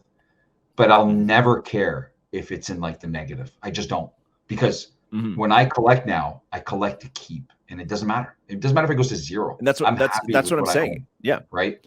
I'm just happy at this point. I'm way past the profit era. I'm way past, but that's the problem, LG, is that a lot of people came into the space and got into Top Shot during the profit era. So they maybe don't have a background of collecting cards. And if that's how your journey started, it's kind of what you were groomed to do in the space. And that's the problem, right? A lot of non-actual collectors came into the space, right? Tons. Well, and also the space is small. All of NFTs is super small. I actually find it funny. I've been thinking about this a lot lately, like how many content outlets there are for NFTs, right? Because when First Mint started, there was nobody. There's no other podcast about NFTs. There's a few here and there, but they're from the old era. There's for like context, LG texted me. He's like, "There's 2 others coming out soon for Top Shot, and I need to get out before them and crush them." And he did. So just to let you know, these were the pre-first episode days when LG revealed his big plan to me, but they were about Top Shot. And he's like, "There's 2 others coming out that I know of, and I need to crush them, absolutely crush them." Do we know who those 2 are? Top Shot Hour by Wade's. Wow, is that what it was? It was Wade's. I did not know that. Wow. So I just went. So okay, side note. I just tangent. Sorry. I just went on I just did a podcast with Dumbo, with Luke, because he does a flow podcast now where he asked me like my origin story. So I actually told that whole story on that podcast if you want to go listen. Wow. But basically that I was looking to do some content because I just wanted to get my name out there. I just wanted to do something, right? And I was super passionate about Top Shot then.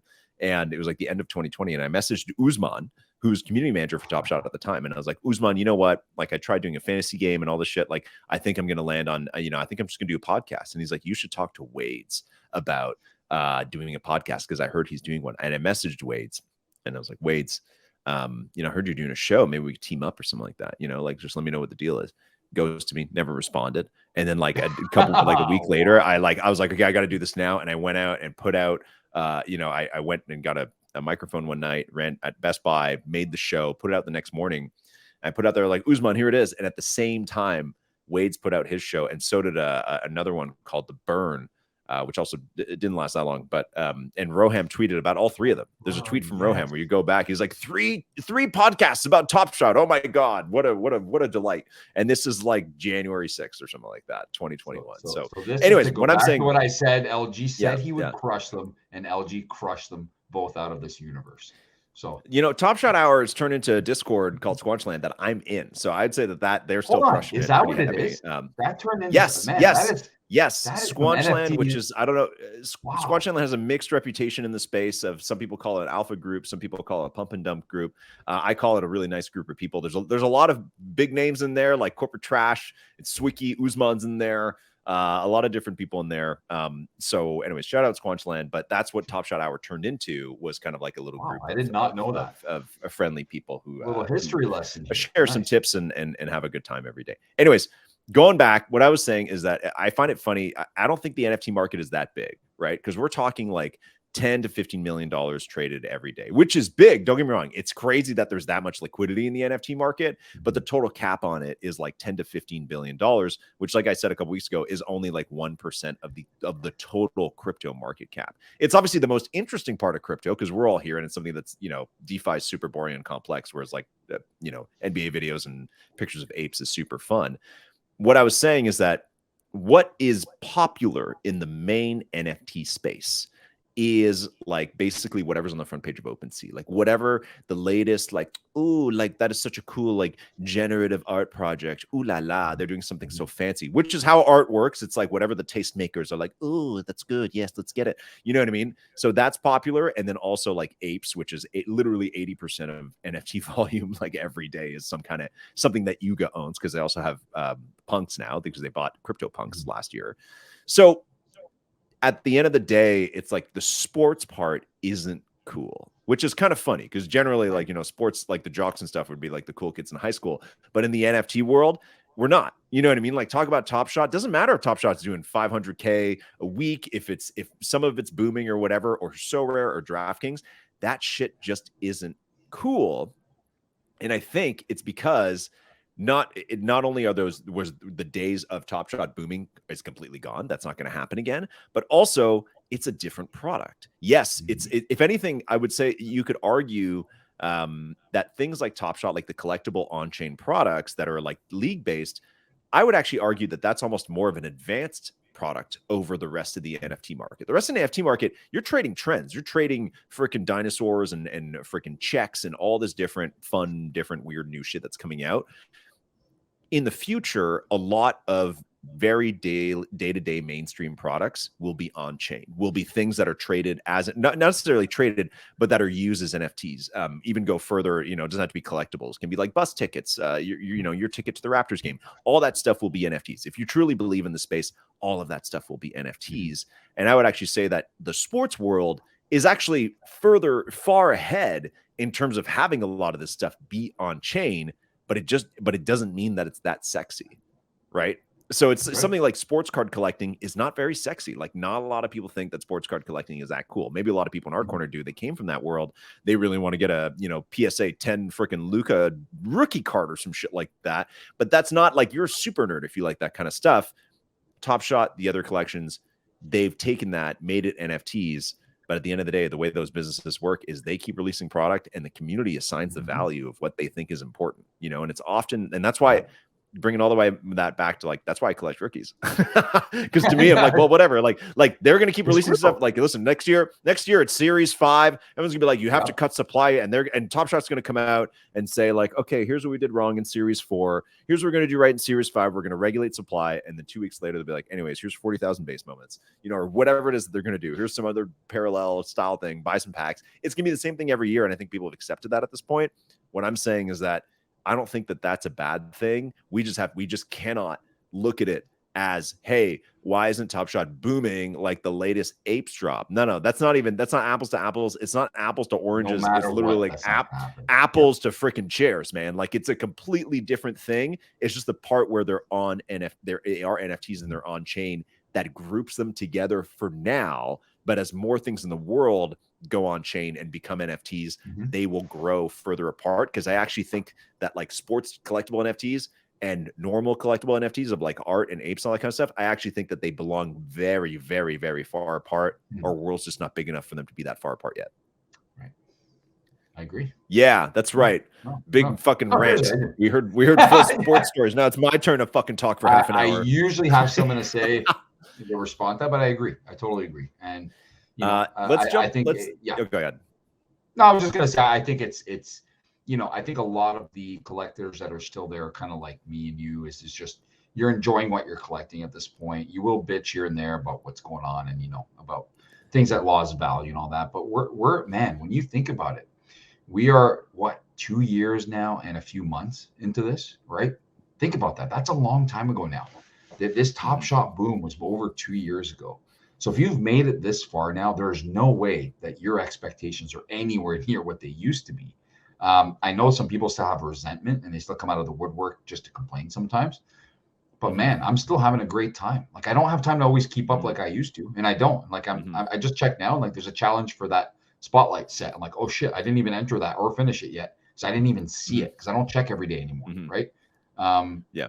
But that's okay. And that's totally fine. Like, I think it's okay to not check every day, but at the end of the day, like, listen, it still has 4,000 to 5,000 buyers on there every week. That's not a lot. Like I've said many times, if you're a big tech product, which Dapper is a big tech company, that's nowhere near being a success, right? Like, you need millions of users. That's what Top Shot's trying to do. I don't think it's going to happen with the product that exists right now. But what I am saying is that the product that exists right now, in terms of like the traditional collecting sense, I think is kind of finished. Like, I think that this makes sense. I just think that Top Shot's plan, if when you listen to Roham talk, whether you believe him or not, he's talking about the currency of fandom. They have an app now that is so, but like they have a deal with Ticketmaster where they're going to make tickets to every game. And that's not this year. That's not next year, but that's going to matter in 5 years, probably. So I think that this is like, you know what, Phil, do you remember when Jacob used to say that they're in the bottom of the first inning? Do you remember that? Do you remember how often he used to say that? I think like I still kind of believe in that, but not as in this current, like, hey, buy some packs and collect your favorite players. Like that part's not in the bottom of the first inning. That game, that's like we're at the end of the game there. Like that is what it is. I just think that as a platform that I hope they have the license to build beyond packs of digital collectibles in terms of them being more part of the NBA experience. This is the part that you kind of have to wait for. And at the end of the day, it's the NBA. It's not going to happen overnight. Again, and I think, and another thing I told somebody, I think it was on Luke's podcast too, I really want to normalize having a middle opinion, right? Where it's like now, a lot of people might be listening to this and be like, LG, what the fuck? I thought you hated Top Shot. And then other people might listen to this and be like, oh, now LG likes Top Shot again. Oh God. Or other people might listen to it and be like, I got oh, you guys are such Top Shot maxis. Why don't you come over to real NFTs and trade some real shit with the rest of us? You know what I mean? And I do all that. What I'm saying is I think it's really important to have a middle opinion where I can say that it's like long term. I think there's a lot of really great stuff here. The collectibles market is a giant global market, but it's okay to critique day-to-day moves when you don't agree with them, and that it's okay to do both, and neither you don't have to pick a side all the time. You know what I mean? So totally agree. That's all I want to put out there. Absolutely. Yeah, it's just a hobby. Phil D, speaking of collectibles, I do want to talk MLB before we get too long in the tooth here, but very quick, I'm working on a podcast about MLB that has nothing to do with Sorare or Candy. It's about MLB Champions, which is a project that a lot of people may have heard of. They are these really freaky MLB bobbleheads that go all the way back to 2018. They were distributed at a Dodgers game. Like literally you went to the Dodgers game and they gave you like a little credit card that had a code on it that you'd go and enter online and it would give you the NFT. They called them digital collectibles back then. I'm working on a show where I'm going to interview the founder of the company that started those, Lucid Site, as well as the founder of Crypto Slam, who named the website Crypto Slam. If you've been there, he named it Crypto Slam because he loved MLB Champions so much. So Crypto Slam is actually a baseball themed website. So it's not going to come out this week, but it will come out next week. And already just from chatting with them, I haven't interviewed them yet or recorded, but even from chatting with them beforehand, there are some really insane stories about how they got the MLB to release NFTs before anybody knew what NFTs were. And a little surprise I didn't know about, they actually had a mobile app. MLB Champions had a fully functioning mobile I've been on it. I've played it, man. Yeah. When you told me about it, I found that app and I played it. Yes, and you could play the game. So it's funny because now we're talking. It's funny because today we talk about like, Top Shot's mobile app. This is the moment. When are we going to start calling them digital collectibles instead of NFTs? And it's funny because it's kind of like going back in time. This MLB Champions thing is either way ahead of its time or proof that the current stuff doesn't work at all, because they were literally doing all this before anything. Like not long after CryptoKitties did they launch this stuff. Very so true. They are the first ever official licensed sports NFTs by a long shot, by several years. There's still a lot of people who hold a lot of supply, including people in our community. So I'm working on that show. So check that out. I'll put it out like next Wednesday or something like that. So not this Wednesday, but the one after, the 29th. So that's going to be, and both guys are named Randy. Both the guy who started the company, Lucid Side, his name's Randy Saff. And then the guy who started Crypto Slam, Randy Wagner, is they're both, so it's going to be interviews with the two Randys. So it's going to be pretty good. Phil, MLB Sorare, which I have been on their ass for a couple weeks now because of the strange vibe they were creating in the community, has finally released their Series 2. They put out the plans last week after we did our show, but they've finally released, I guess, like Series 2 marketing and kind of rollout. So as of right now, you can go onto the Sorare MLB site and you can pick commons. And this is actually pretty cool. And I want to talk about, they did put out a really hilarious promotional video that once again features John Nellis, but also has Juan Soto in it. So anyways, talk about that in a second. But I actually really like the way that they are rolling out their common competition. The common competition is the one that you don't pay for. You don't buy cards. You just play for free. And I don't know what the rewards are yet, but basically what they do is if you had common cards from last year, those are gone. Those have been erased and you need to draft new ones. They give you a budget of basically like $120, not real money, but where they've ranked each player like DFS, and you have to go and pick your common cards for the year. So I actually really like that. I started doing it earlier, but then quickly ran out of budget because I just started picking the best players. So it's actually going to force you to go down the line and pick some like obscure outfielders or starting pitchers or relief pitchers or whatever. I like that format. Again, it's not very NFT. It might as well just be DFS at that point, but at least I like that they're doing something that's kind of interesting and makes you have to use your baseball brain a little bit. Biggest detractor there, though, is that there are still no Ethereum rewards for Sorare MLB or Sorare NBA, which they did an AMA with David Bittow, who's their head of engineering last week on Reddit, text-based AMA, our favorite kind, and asked him, people asked him, like, are there going to be ETH-based rewards? And he's like, I'll get back to you. Or he's like, I don't know yet. Basically saying that I think that they're working on ETH-based rewards, which is, where my interest now in the product largely lies. I think if they had ETH-based rewards, both NBA and MLB would totally explode up at least to the levels of soccer.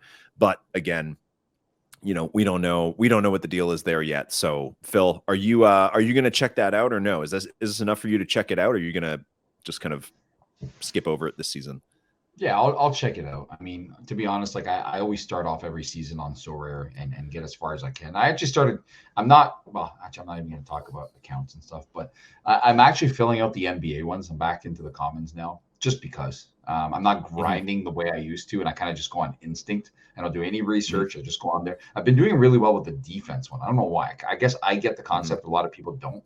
I actually finished in the top 100 of that one like last week. Oh, and really? It scored me a tier 1 common again. I'm just like, all right, it'd be really cool if there were some sort of real rewards, even for the common, non-paying folks. It'd be really cool. Like I truly believe that that's important because like a game like Dimension X, which is a totally different subject, I still play that religiously, but I've never spent $1 on it. But I've been able to get far enough and get enough good rewards that it's kept me interested now. For a good 5 or 6 months, I've been invested in this thing, right? That's because the free players or the players who play for free also get access to some of the good stuff, right? But it's a hard balance to find. But yeah, I'll definitely dabble, man. I'm such a big baseball fan. I'm a big sports fan. I love fantasy. I'll set the lineups. I know a lot. It's something to an extra reason to follow the first week. I play fantasy baseball, right? But yeah, I'll definitely check it out. It is encouraging. Their volume is up 50% this past week, which is still not a lot. It's up to like 40K this past week. So again, I don't know what's going to happen. They did start the auctions today, right? So that's how Sorare releases actual paid supply, is that they auction cards off on like a particular cadence that they then kind of like reduce as the season goes on and demand drops off. So we do have the first cards of the season being auctioned. Probably a lot of them going for high premium because a lot of them are going to be the #1 cereal for this season. And the season hasn't started. So, a lot of speculation on which players will be best. So that'll definitely drive up their volume quite a lot in terms of money, maybe coming from other places in Sorare and going into there. I accumulated a lot of stuff in the off season when I started doing all this research in like January and February. So some of my cards are up. I might offload a bit. Because I have like multiples of some players like Vladdy Guerrero that I thought would be go to premium. I'm probably going to be selling at a loss, but just to recoup some money back to maybe, go put into something else, I might do that. I don't know. It's weird. Like, I put out that piece last week or 2 weeks ago saying like the baseball NFT should be bigger. And I still haven't seen much marketing from Sorare MLB. They did put out a video today that I guess is like their promotional video for Series 2, which honestly looks like it was shot in like 10 minutes. It's like just two dudes sitting on a couch being like, look at my Sorare lineup, it's so sick. And then freaking Julio Rodriguez shows up and he's like, hey, don't trade me. And they're like, oh shit, Julio, what are you doing here? And then John Nellis, who's the So Far So Rare podcast, who's like basically, the main content creator who was in their Premier League commercial, he also shows up and he's like, hey, yeah, you got to do this one. Oh yeah. And he's freaking love John Nellis. And then Juan Soto shows up and he's like, no, pick me in your lineup. And then that's it. And then they actually at the end, and what's funny too is with these, they can't use the team logos, so every single player is wearing like a really generic like pinstripe jersey. Yes, that's right. Which is and then at the end they have different players like standing in a studio individually, kind of being like play so rare, including Joey Votto and a lot of other big players. So Joey Votto at some point dedicated like 2 minutes of time to stand there for a video shot by Sorare. So it's kind of a funny little ad. It reminded me a lot of the Kevin Durant ad from Top Shot from way back. But again, putting those big players in the ad, paying them a lot. I don't know if that means that more people will come. You know what I mean? Like this to me needs to be marketed out there. And I don't know if that's going to happen. Right. So I don't know. That's a big question for me and for Candy as well, is like, listen, it's baseball season. There's no better time to be marketing these products than right now. So how are you doing that? And are you doing that? on First Mint, we'll be tracking the numbers in terms of the buyers and the actual players in the next couple of weeks to see if there's an uptick there, and to see if there are new people coming into it. But, hard selling NFTs these days, and it really is hard selling baseball NFTs, unfortunately, because they should be booming baseball in general. Yes, because baseball in general is kind of like the downtime for sports, whether people like to admit that or not. It is considered the off season for all sports, right? That's a good point. It's the pastime for a reason, is because there's nothing else in the summer. So it's, but that could be a thing that works in Sorare's favor for the simple fact that the soccer crowd comes over and takes it seriously this year. But that's not growing your audience, right? That's kind of using the same people over and over again. And I don't think there's any baseball fans going to baseball games. And if you see an ad on the Jumbotron, they're like, holy shit, let me check it out. It's going to take more than that to get people to have a reason to try it out. And even then, people hear NFTs, people hear anything to do with that, and they're just like, man, I don't know, man. It's just that sentiment is still the same. It's not gonna change. It's gonna take well, I mean, I think the fantasy aspect for Sorare is where they has most potential, right? Because again, it's the second most played fantasy sport. I think like maybe the license should have gone to DraftKings, because DraftKings already has a massive base and already pays people out. So I don't know if it's that, like, I don't know what the holdup is for monetary rewards. I don't know if that's Sorare is like a French company and they just haven't gone through that's complicated stuff, I'm sure, to be able to reward people like DraftKings has done from the very start, because DraftKings pays people out. Rainmakers pays people out, man. PGA, all that kind of stuff. People are getting paid out every weekend. So I don't know if it's like it's a company thing or it's a regulation thing, but it's like they're on Sorare, like soccer competitions get money rewards. DraftKings Rainmakers, they get money rewards. Both of those are like closed NFT ecosystems. They figured it out. So I don't know what the holdup is for NBA or MLB. It might be the league side, but again, there's precedent for those leagues allowing their partners to give monetary rewards. So I think that's like a huge piece of the puzzle for both NBA and MLB. I would actually say that maybe like a good alpha tip is to track that and to really watch it, and to think that it's like, hey, if at any point they announce that, you're always looking for what the next announcement is. What's the play? Like if tomorrow they announce they're like, hey, every week the rare competition of Sorare we're going to have like a $10,000 payout for that. Like everything's going to skyrocket, man. Like you have the entire fantasy crowd that plays DraftKings and whatever else, they're going to come into that, right? So same with NBA. I think that the big question is that financial reward, and once they have that, it's a matter of marketing and getting the word of mouth out there, because their direct competitor is going to be DraftKings. So I think market to those people.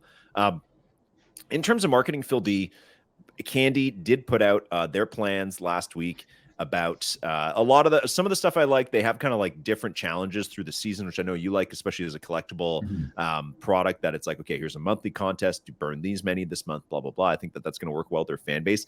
They did talk a lot about supply. There's going to be monthly icon themed drops. There's going to be 10 plays of the week every week, not play of the day anymore, play of the week. And they're going to keep that what they said? I hadn't seen that.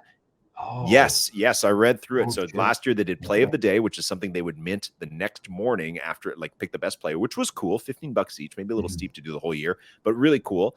But now it's going to be plays of the week, and there's going to be 10 to pick from. So like that's a little extreme to me. That's a lot. Like you're increasing that from last year with a smaller base. Yeah. And they're going to do historical drops, which like to me, like, listen, I know all these collectible products. It's like, yes, it's kind of marketing to do historical drops, like come by Ken Griffey Jr., but man, is there not a market for it? Like I kind of cringe every time like Top Shot or All Day or Candy does it, or I'm like, yeah, like maybe in the future, but like you got to grow this product before you can bring in the legends, man. That's a little extreme. It's a bit of like it feels like a bit of a desperation thing to try and get a certain crowd into it, right? I agree. I enjoy the older stuff, but it's not it's not going to bring in the masses, that's for sure. I did ask, like, again, the biggest question here is marketing. And I did ask in their Discord, because they did like a Twitter Spaces last week, their executive team explaining what's going on for the new season. I went straight to the Discord and I was like, listen, like, what's the deal with marketing? That's the main thing everybody here wants to know, whether they're bag holders or not, is like, you guys are a big company. You're well funded. You have these really like important sounding CEO type people running the show. You have 300 weekly users. What is the plan for marketing? And I told them, I was like, listen, I'm not expecting you to say, like a freaking Janie Parasini level, like, hey, we're going to spend $50 million this year on marketing. I don't expect that at all. This is an experimental product. Like it's okay if you're going to say, like, we're going to take our time figuring that out, but what is the plan? And Meg Mers, who's the I guess the head of experiential marketing or whatever over there, did give me a couple hints. She wrote back and she said 3 things. One, they're going to do MLB team packs. So basically, like, you will be able to buy a pack of the team that you like. So we'll be able to buy a Blue Jays pack, which they did at the end of last season. They're going to be increase in organic educational content, breaking down the basics of digital collectibles and the role they play in celebrating baseball fandom. I don't know what that means. I'm assuming maybe that working with influencers, baseball influencers. So I'm not sure what that means. Maybe something. What they need, like, you remember how like Top Shot had like No Dunks and other, normal podcast people doing stuff. Like, I think Candy kind of needs that. Like, they need to go find the No Dunks of baseball and talk to them and get them to open packs on air. Maybe that could be fun. The last one she put was partnering with influential traditional card collectors and a group of notable MLB players to help introduce candy and digital collectibles to a new audience. So that's interesting to me. I do like that. I do think like there are a lot of card collectors out there. It's a big market. So going straight to them and having them talk about it could be a win. I think Sorare has done well hiring some of the bigger influencers like Brycent, Joe Pompliano, some of the people in the NFT space, like at least getting their name out there. So I think Candy, like, that might be a good start for them. But again, like I said, they got to take it slow. They got to figure some stuff out. So hopefully, we'll see the fruits of those labors sometime soon for them, because I want them to succeed. I want these products to do well, right? Like, I want these to do well. I want sports NFTs to do well. And, baseball should be doing well by logical standpoint. My hopes are not up for that, and my expectations are pretty low. And I think that's the best way to approach it. And then I'm hoping something comes and just blows us out of this world, right? Awesome. So we'll see. You never know, man. Did you see, completely off topic, did you see that WWE is in discussions to start sports betting on WWE matches? I did see that. I'm like, I did see that. So you're telling me, and with all the jokes around scripting of NBA games, NFL games, all that, you're telling me that a sport, an entertainment that is fully scripted, top to bottom, is going to offer sports betting? Are you joking? Like, listen, exposure-wise, it'd be great, because you're going to see the biggest chaos ever of people furious at things, okay? And how endings happen and all that. And I love it. That's my kind of vibe. But I didn't really understand that. I was just like, okay, so how's that going to work exactly? Seriously. So what? Now no one's going to be able to know what happens? But then the wrestlers still know what happened. And they could tell their long-lost cousin Johnny, who lives in the middle of Utah somewhere, that they're going to lose the match tonight.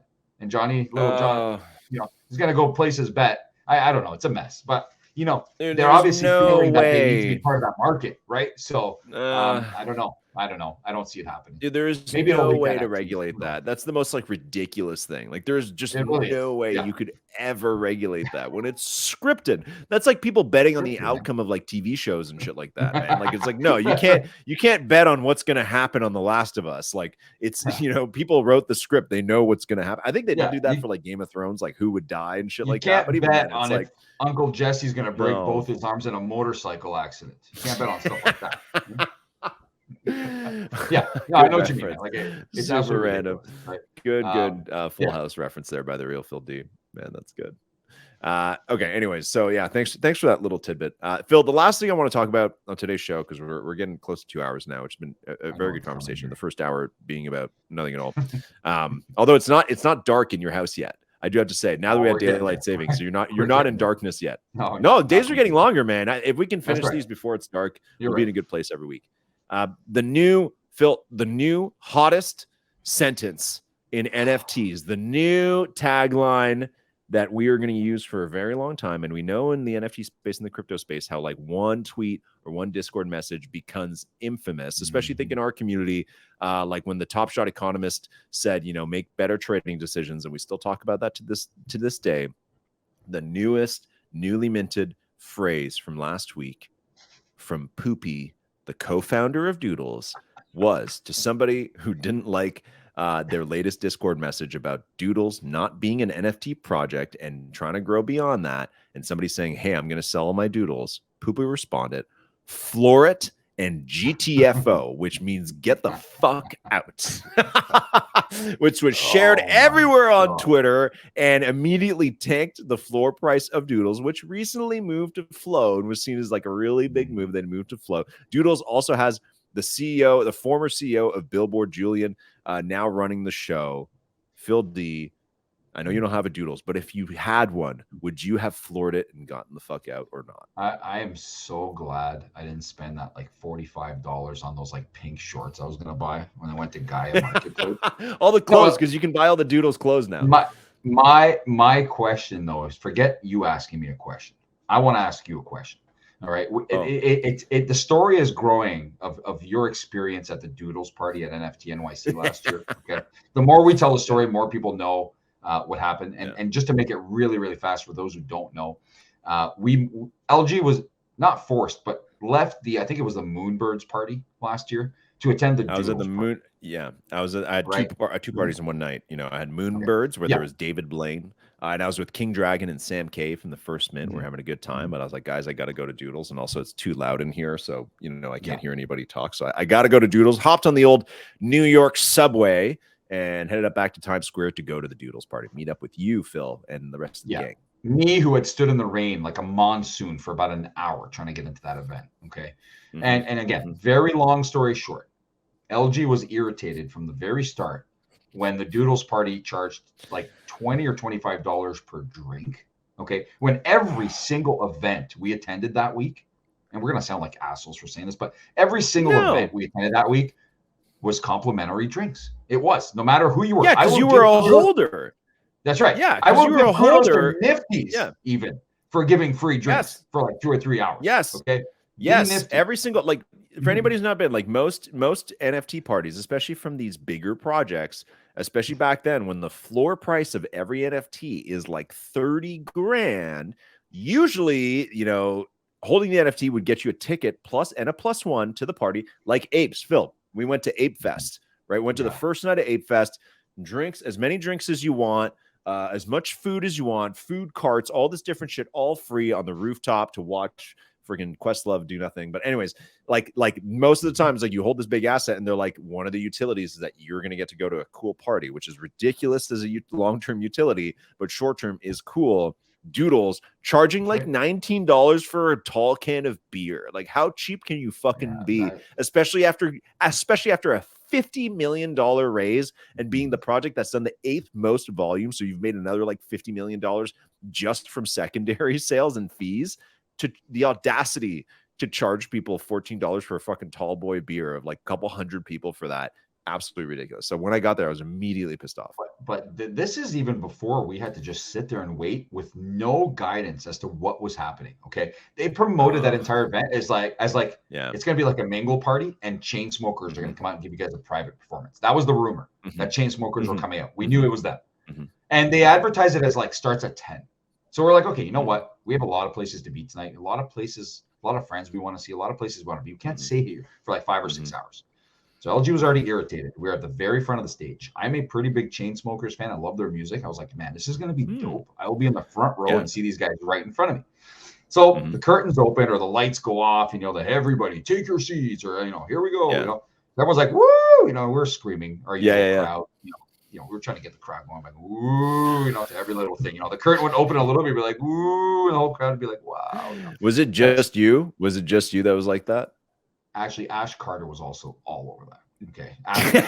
She was, man, she loved that stuff. And she was making just as many sound effects as I was. And these crazy Doodle maxis where you could tell them like Doodles is going to hell and they wouldn't even listen to what you're saying. They would just cheer. They were going bonkers at curtains moving. So anyways, very long story short, all the execs came out, the whole team came out, the CEO, this, that, whatever. Who cares? They were saying also telling stories, sitting on stools instead of the chain smokers coming out. And you could see the chain smokers equipment just sitting there. But instead we got the team just talking to us.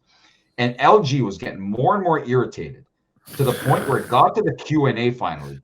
He did not even put his hand up to be picked for the Q&A. He just screamed and demanded to know why the hell we were paying for drinks. And I know that the moderator, whoever the hell it was that was taking the questions, 100% heard you. Okay, they fully ignored you. It was the CEO. It was the CEO, and we were right at the front. He was 15 feet away from me, and everybody was quiet. This is like a small theater. This wasn't like a freaking baseball stadium or something like that. This is like a tiny ass theater, and he was right there, and I know he heard me. I was like, "Why are we paying for drinks?" Yeah. Oh yeah. Why would they Yeah, pay for that was drinks? Oh, I'll ridiculous. pick you in the crowd. Yeah, as if you didn't hear LG. Okay, so Oh yeah, and I'm the like, question man, was like, how what are your plans for Doodles? Like it was the most basic freaking stupid questions each time, man. that they just went Oh over man, that anyways. ever sucked. So then That was so you know, annoying. and then when it was finally done, and all the speakers on sitting on their stools, including Poopy, stopped talking. They're like, Mhm. all right, chain smokers are next. I'm like, all right, thank God, man. Like we spent an hour and a half of this crap. I don't want to hear anymore. Okay. They're like, chain smokers are next. They'll be out at like 12:30. I'm like, Yeah, like what? 2 hours from Hold on. now. I look at the clock, it's like 10 o'clock. I'm like, oh, you got to be Yeah. kidding me. And then the masses Ugh. are heading for the exits. So just like, you know, when a sporting event's done and everyone's just, you can't even get out Yeah. because there's so many people trying to get out. That was what the party Yes. looked like. People were like, Yeah. what? Okay, cool. We're out of here. We're not staying for chain smokers for 2 hours. When you're only there for 3-4 days, man. You're already cutting events out of your schedule. There's absolutely no Mhm. time for this nonsense. And that's LG when I was like, man, you know what? I don't know about Doodles anymore. For me, this was a big fail for them. It really was. Mhm. And you know, the arrogance of thinking that we want to listen to them for 2 or 3 hours, just sitting on their stools talking about God knows what, where nobody really cares. Yeah, the maxis were going nuts. Like I said, we were fueling that though. Whatever they would say, we'd be like, "Ooh," and the whole crowd No, would be I like, think "Oh my yeah. God, I'm gonna die!" You know, like this is so good. I'm like, "They No, don't I even think say I think I think I think yeah, I think the maxis want them a little bit. Like I don't have a problem with them doing a little AMA. The part that I didn't like about that is I thought that Julian, who's the CEO that they hired, I thought his presentation was really corny. He had like PowerPoint slides Oh yeah, that's right. that basically were like Doodles 2, aren't you ready? You know, and it was like very, It very was like, and he had his Burrell. blazer on. It was very like, yeah, and here's and it, the announcements were good. We're like, okay, we're partnering with Pharrell to make music almost a year ago. There's no music yet. We have a new round of fundraising, $50 million Yeah. led by the Reddit guy, Serena Williams' husband. And we have what was the other Oh my thing? God. Yeah. Whatever his name is, I forget his name. And the part that I thought was really funny of that presentation is at one point he talked about how big he wanted Doodles to be as a brand. Oh, right. And if you guys have ever watched Entourage, you might remember a episode at the end of season 2 when they want to fire Jeremy Piven, Ari. They want to fire their agent. It's a big episode, very emotional and very bro-y show. But basically, they're like, you know what? Before we fire him, let's go date the other agencies because he represents him as a talent, right? So he gets him movies. Mm-hmm. So they're like, let's go to all the other agencies and see what they have to offer and if it's actually better than what we have now. And they go to all these other talent representation agencies, and every agency gives them the exact same presentation. It's like a cookie cutter. They all do it the same. And part of the presentation, they're like, listen, we're so happy you're here. We really think you are going to be one of the biggest brands in the world, and we're going to take you there. And the lights turn off, and a screen comes up, and they're like, Coca-Cola, Microsoft, McDonald's, Vincent Chase, which is the main character's name. And they're like, oh my God, like, and the main people are like, holy shit, like every agency is the same. And at the end, they go see Jeremy Piven, and then his presentation is also the same. So then they fire him. Anyways, and literally the Doodles guy was like, he's at one point in the presentation, he's like, Microsoft, McDonald's, Doodles, or like BMW or something like that. Yeah, and I was like, are you fucking serious? Like, that's like a joke from Entourage from like 20 years ago. And you're not even saying it as a joke. Like, you're just this like cheesy ass fucking presentation. So anyways, so yeah, same as you. I was like, okay, I don't know about Doodles. And they've had a lot of other weird things happen since then, Phil, because after that was at the end of the summer or the start of the summer in June. They didn't tweet anything through the entire summer, if you remember, through all of July and August. It's always a bad and sign. people were like, why hasn't Doodles tweeted? Like, this is Mhm. really weird. And it became a running joke. And eventually they did tweet, and it's still part of the zeitgeist that they didn't tweet for a long time. But then when they tweeted, they're like, well, you know what? Fuck you guys. Like, it was this very like, you know, if you don't like it, get out of here kind of thing, where it's like, listen, like, these are your fans, man. Like, you gotta, if you want to be a big brand, you got to be ready for that heat. And I will give somebody like Roham credit that guy doesn't crack. Like, maybe he claps back at people sometimes, but it's usually like not too immature. Man. It's pretty organized. He'll go and go at people who are saying like things that aren't true, but he's clearly mature enough to take that heat. And people tweet some nasty shit about Roham, man. There's even fake accounts about like step down Roham, all that kind of stuff. for the Doodles guys, like, listen, they want to build that big of a brand. Listen, that's a really ambitious vision. You don't want to have to deal with your community every day when they're demanding in NFTs. That's going to be a hard go because NFTs are largely speculative. The only thing that Doodles has done is put out more NFTs. Yeah, they signed a deal with freaking Pharrell. I don't see any music. You know what I mean? Like, I haven't heard a single song that they've made or licensed or any of that kind of shit. So until they can do that stuff, until they have that stuff rolling out, yeah, maybe when you build a big brand and you are the next Disney, yeah, you can talk fucking big.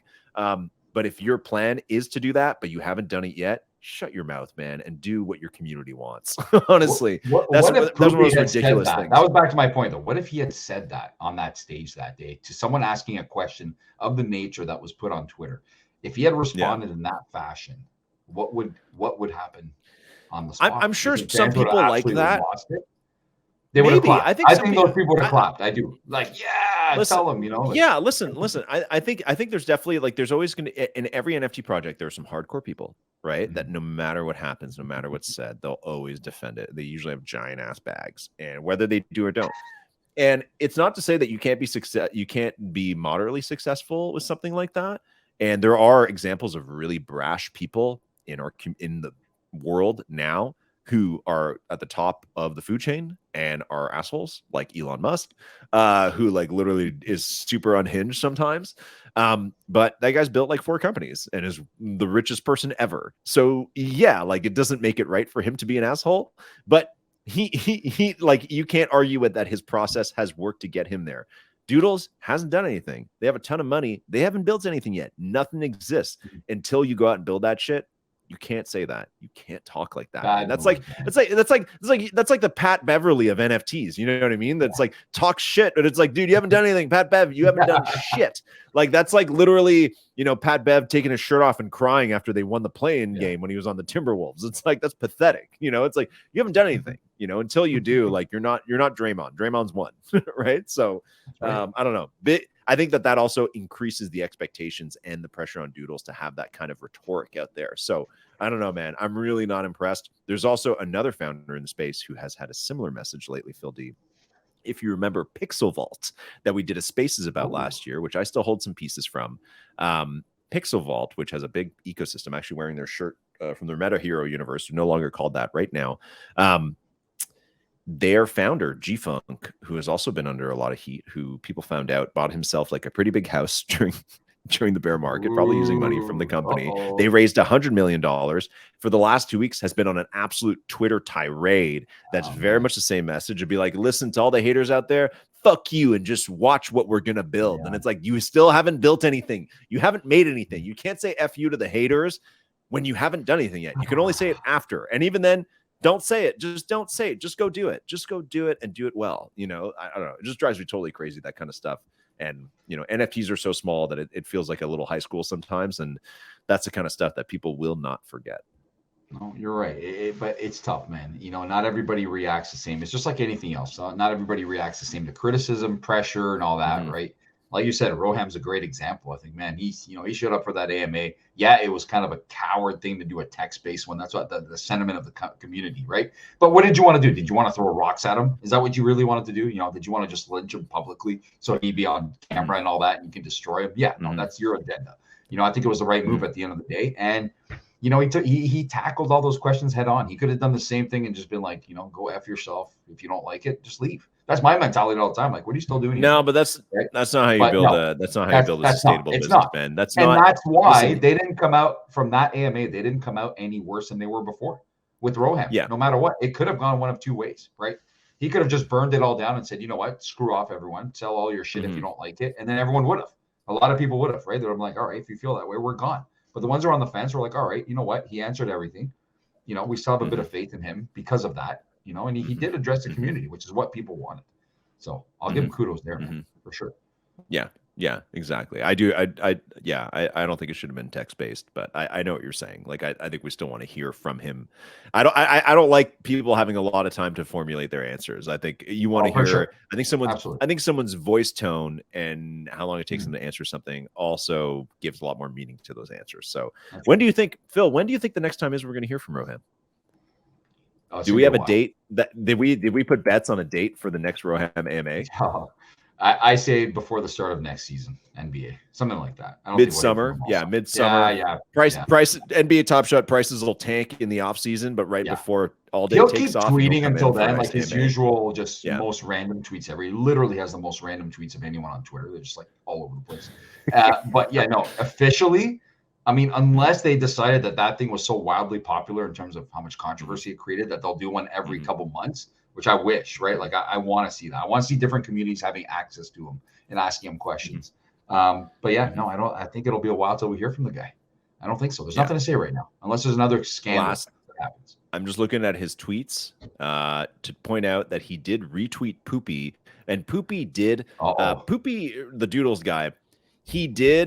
He apologized in a way that wasn't an apology. And this is like a new form of PR that people have where they just cannot get out of the way of their own ego, where they want to go and admit they're wrong, but literally never actually apologize for anybody for being such an asshole. So Poopy, I guess on Friday or later on Thursday, wrote this like long thing on Twitter, which you can write long messages on Twitter now, being like, hey, you gave me all this feedback. I said Doodles is an NFT project, blah, blah, blah, blah, blah. Here's why, the long explanation. I care deeply about our community, acknowledge that we've been here in part due to the current speculative nature of NFTs. Blah, blah, blah. Like, here's our mission. And then Doodles is going to continue building experiences and products for all holders. And then he quotes himself, Floor it and GTFO. I'll take the L on this one. But at no point does he say, I'm sorry. I apologize for being a dick, which means he doesn't think he should be sorry. He just has the grown-up in the room, who's the guy who used to run Billboard, telling him, you need to write this because we can't keep doing it that way. Like, you can't say that to your holders and destroy the reputation of our project. So kind of a mess. And who knows what's next there. I hate that kind of stuff. I hate it. It's like, no, dude, you need to apologize. Like, be a man and fucking apologize, like, properly. Don't fun just to follow though. And I'm not gonna lie, LG, I did not know about it until I read the newsletter. It's like, true story. I had no idea. And I saw other people say the same thing. So that was a great edition of the newsletter. Not a shameless plug. I legit had no clue until I read my email that morning and saw it. I was like, wow, great reading, man. This is my kind of stuff. I mean, I wish I was following this live because people are losing it, right? So I got one more thing to ask you though before we wrap this up, and I know you're probably planning on doing that really soon. Hasbullah in hot water right now for something that happened a couple of days ago. I know you saw the video. Oh, I didn't see. No, what happened? Are you on team cancel Hasbullah, or are you on team that's on par with what Hasbullah does? So if you didn't see it, Hasbullah was told he's in California right now. So he's courtside at the Lakers games. He's courtside at all sorts of things. He's all over the place. He's a very popular individual. So he was kind of behind the scenes in some kind of like venue, and he was told he was going to meet a very special guest. And he said, "Is it Elon Musk?" And the guy who was introducing him is like, "No, it's not Elon Musk. No." And when the curtain was pulled, it was Mickey Mouse. Okay, and Hasbullah was like, "Yeah!" He would let out like some scream that it was Mickey Mouse. And in his interactions with Mickey Mouse, he starts like kicking and punching him like in the nuts, like slapping his face. And people are livid, saying, what about the human inside that costume? Or like, but to me, I'm like, I'm pretty sure whoever was in that costume for sure knows what Hasbullah does. And I'm sure they're not like at home crying about it right now. Are they? Like, it wasn't even that bad, man. There's never controversy. They're like, what is a grown man doing? Just because he looks like he's 12, he's actually 20 something. And he should not be treating another human that way. He's like slapping him and kicking him in the balls and stuff. Hasbullah, I think he's 20 years old. Yeah. I'm pretty sure he's 20 years old. Here we go. This is standard though. He doesn't do it. You got to hear this. Here he is. So they're in a hotel, and he's walking up to Mickey Mouse. Yeah, and he gives him a slap. Already getting aggressive here. Yeah. Pulls his nose. Yeah. Laughing. Man, Hasbullah is crazy, man. Give him some pokes. Yeah. Wait, here comes. Oh, he's kneeing him. Knee to the thigh, yeah, but not a hard one. Yeah. More shaking hand. Shot to the nuts. Please let me squeeze your nose, and he's laughing about it. Yeah. He's harassing Mickey Mouse. He's trying to break his arm. What is going on? They got to put this guy in movies, man. They got to. Oh, he's with the Nelk Boys. That's hilarious. Did you see that? He kicked his hand. He kicked his hand. Dude, Okay, they gotta put Hasbullah has to do movies, man. It's too hilarious. So now he's being, well, there's groups trying to cancel him, saying poor human inside that suit being abused by a grown man. I'm like, okay, honestly, man, first of all, I truly believe whoever was in that Mickey suit knows about Hasbullah, knows that he'll probably slap the shit out of you. And that wasn't even that bad. He didn't fully assault the thing. Like, he did fake kicks, fake arms, tried to break the arm one time, squeezed the nose, tried to get his hand inside the face thing. That's about it, though. But yeah, he knows how to, I mean, Shaq loves him, right? They're always in videos together. I say no cancel on this one. I don't. All right, here we go. Yeah, here are some of the comments. Here's some of the comments. Ew, act your age, bro. You're actually annoying. My poor friends who work at Disney still don't deserve that. Also, Disney cast members, stand up for yourself. Somebody else wrote, I will be glad when karma catches up to him. Well, because he squeezed Mickey Mouse's nose? Are you freaking serious? It's crazy, man. I was shocked. I was like, I was expecting to see some outrageous video, and I watched it, and I was laughing the whole time. Like, okay, man, that's so funny. I don't know. Isn't he like 20? Kind of weird he's being a dick to a guy in a suit. It's like, dude, they're taking okay. So also the video, like they're clearly doing like promotional photos. Right. And the other thing too is Hasbullah is now like an official ambassador of the UFC. So I actually think I actually think that looking at that, my immediate thought is like, this is part of the UFC act where it's him like kind of like, you know, he kind of tries to put Mickey Mouse in an arm bar, but also like Hasbullah is 3 feet tall and looks like a 4-year-old child. Him hitting Mickey Mouse is not going to hurt Mickey Mouse. Like that is what's happening there is like anybody in a Mickey Mouse costume walking around at Disney gets way worse than that every single day from kids and parents. And it is part of the act too. Let's ridiculous. Be honest. Hasbullah's act has never changed. It's the same thing. He played black people, and you know, I don't think he went over the top. He didn't give a full kick to the nuts or anything. Like, he didn't do any of that. You know? No, he didn't actually try and hurt him. No, it's ridiculous. Yeah, I don't know. Thank you for bringing that up. I love, Phil, that it's like I have this like agenda every show of like, hey, here's some really specific NFT community things to talk about. Everything. And then in between each one, you're like, what about WWE betting? What about Hasbullah? Let's talk about the refs for 30 minutes, you know? So I love that. I love that. And that's how we end up recording for 2 hours. That's how it ends up. That's how we end up recording for 2 hours. It's the, you know, it's not even first minute anymore. It's just the Doucette bros just talk about random shit that they want to say. Is there anything else you want to say besides Hasbullah, or can we wrap it? No, I was going to close with Hasbullah, but that's about it. I don't know what else coming up. Apparently, Donald Trump is going to jail tomorrow. I'm looking forward to following that. He's going to say he announced he's going to jail. So I mean, will the Trump NFTs moon, Phil? Will the Trump NFTs will he sell more for his legal fees to fund his legal fees? Oh, I can't believe I didn't grab one of those. Okay, so hold on. Can we just say, okay, so listen. I know most of us don't have apes and Doodles and any of those huge projects, and I don't think now's a good time to go buy any of that. I don't think you should go drop 10 grand on any of that shit anytime soon. NFT market is super uncertain. What I will say is that I think some of the biggest misses from both of us in the last 6 months and even the last couple of weeks has been when there's a large brand of some kind that is launching its first ever NFT thing, both in sports and not in sports, that those things will moon before more supply comes out.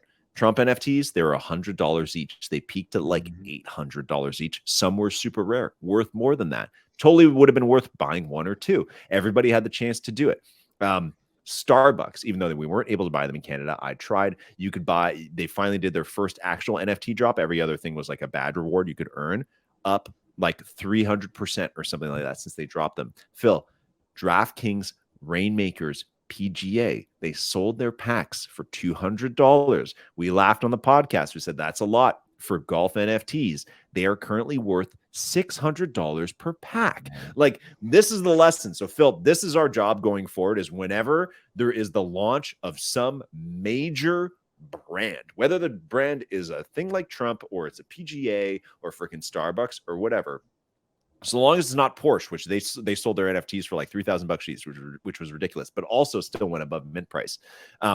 Phil, we have to, on the show, we got to be all over that. Audience, you guys got to be on it too. Whenever the and there's more sports to go. There's still plenty of other stuff going. And I feel, Phil, I know you and I have been collecting the Tour de France NFTs very religiously whenever they've been out. So we're all over that one already. But I'm just saying, next time there's a Trump, next time there's a PGA or whatever, we got to get them. We got to get them. We got to get the first supply. And we got to, if they moon, we got to give ourselves a little liquid, man. That's the name of the game. Like, I think that's like a huge missed opportunity that we keep missing because those things come out and we wonder, we're like, are these actually going to do good, or do people actually not care about the fucking PGA? Of course they do, So anyways, last little bit of alpha there. Every project kind of has the same arc as Top Shot, right? Of like, buy the first supply, it's going to do well. So we're gonna have to get on it next time. I don't know what's on the radar for that. Maybe we'll have some alpha next time on the show, or the one after that, or whatever. But I think that's something I definitely want to track, because I'm tired of missing these opportunities. Where we could have sent ourselves to Disneyland with some Trump NFTs. I'm in 100%. Hit me up. Beauty. Well, Phil D, thank you for this 2-hour session. It's been a pleasure, and I'll see you next week on the First Mint. See you then.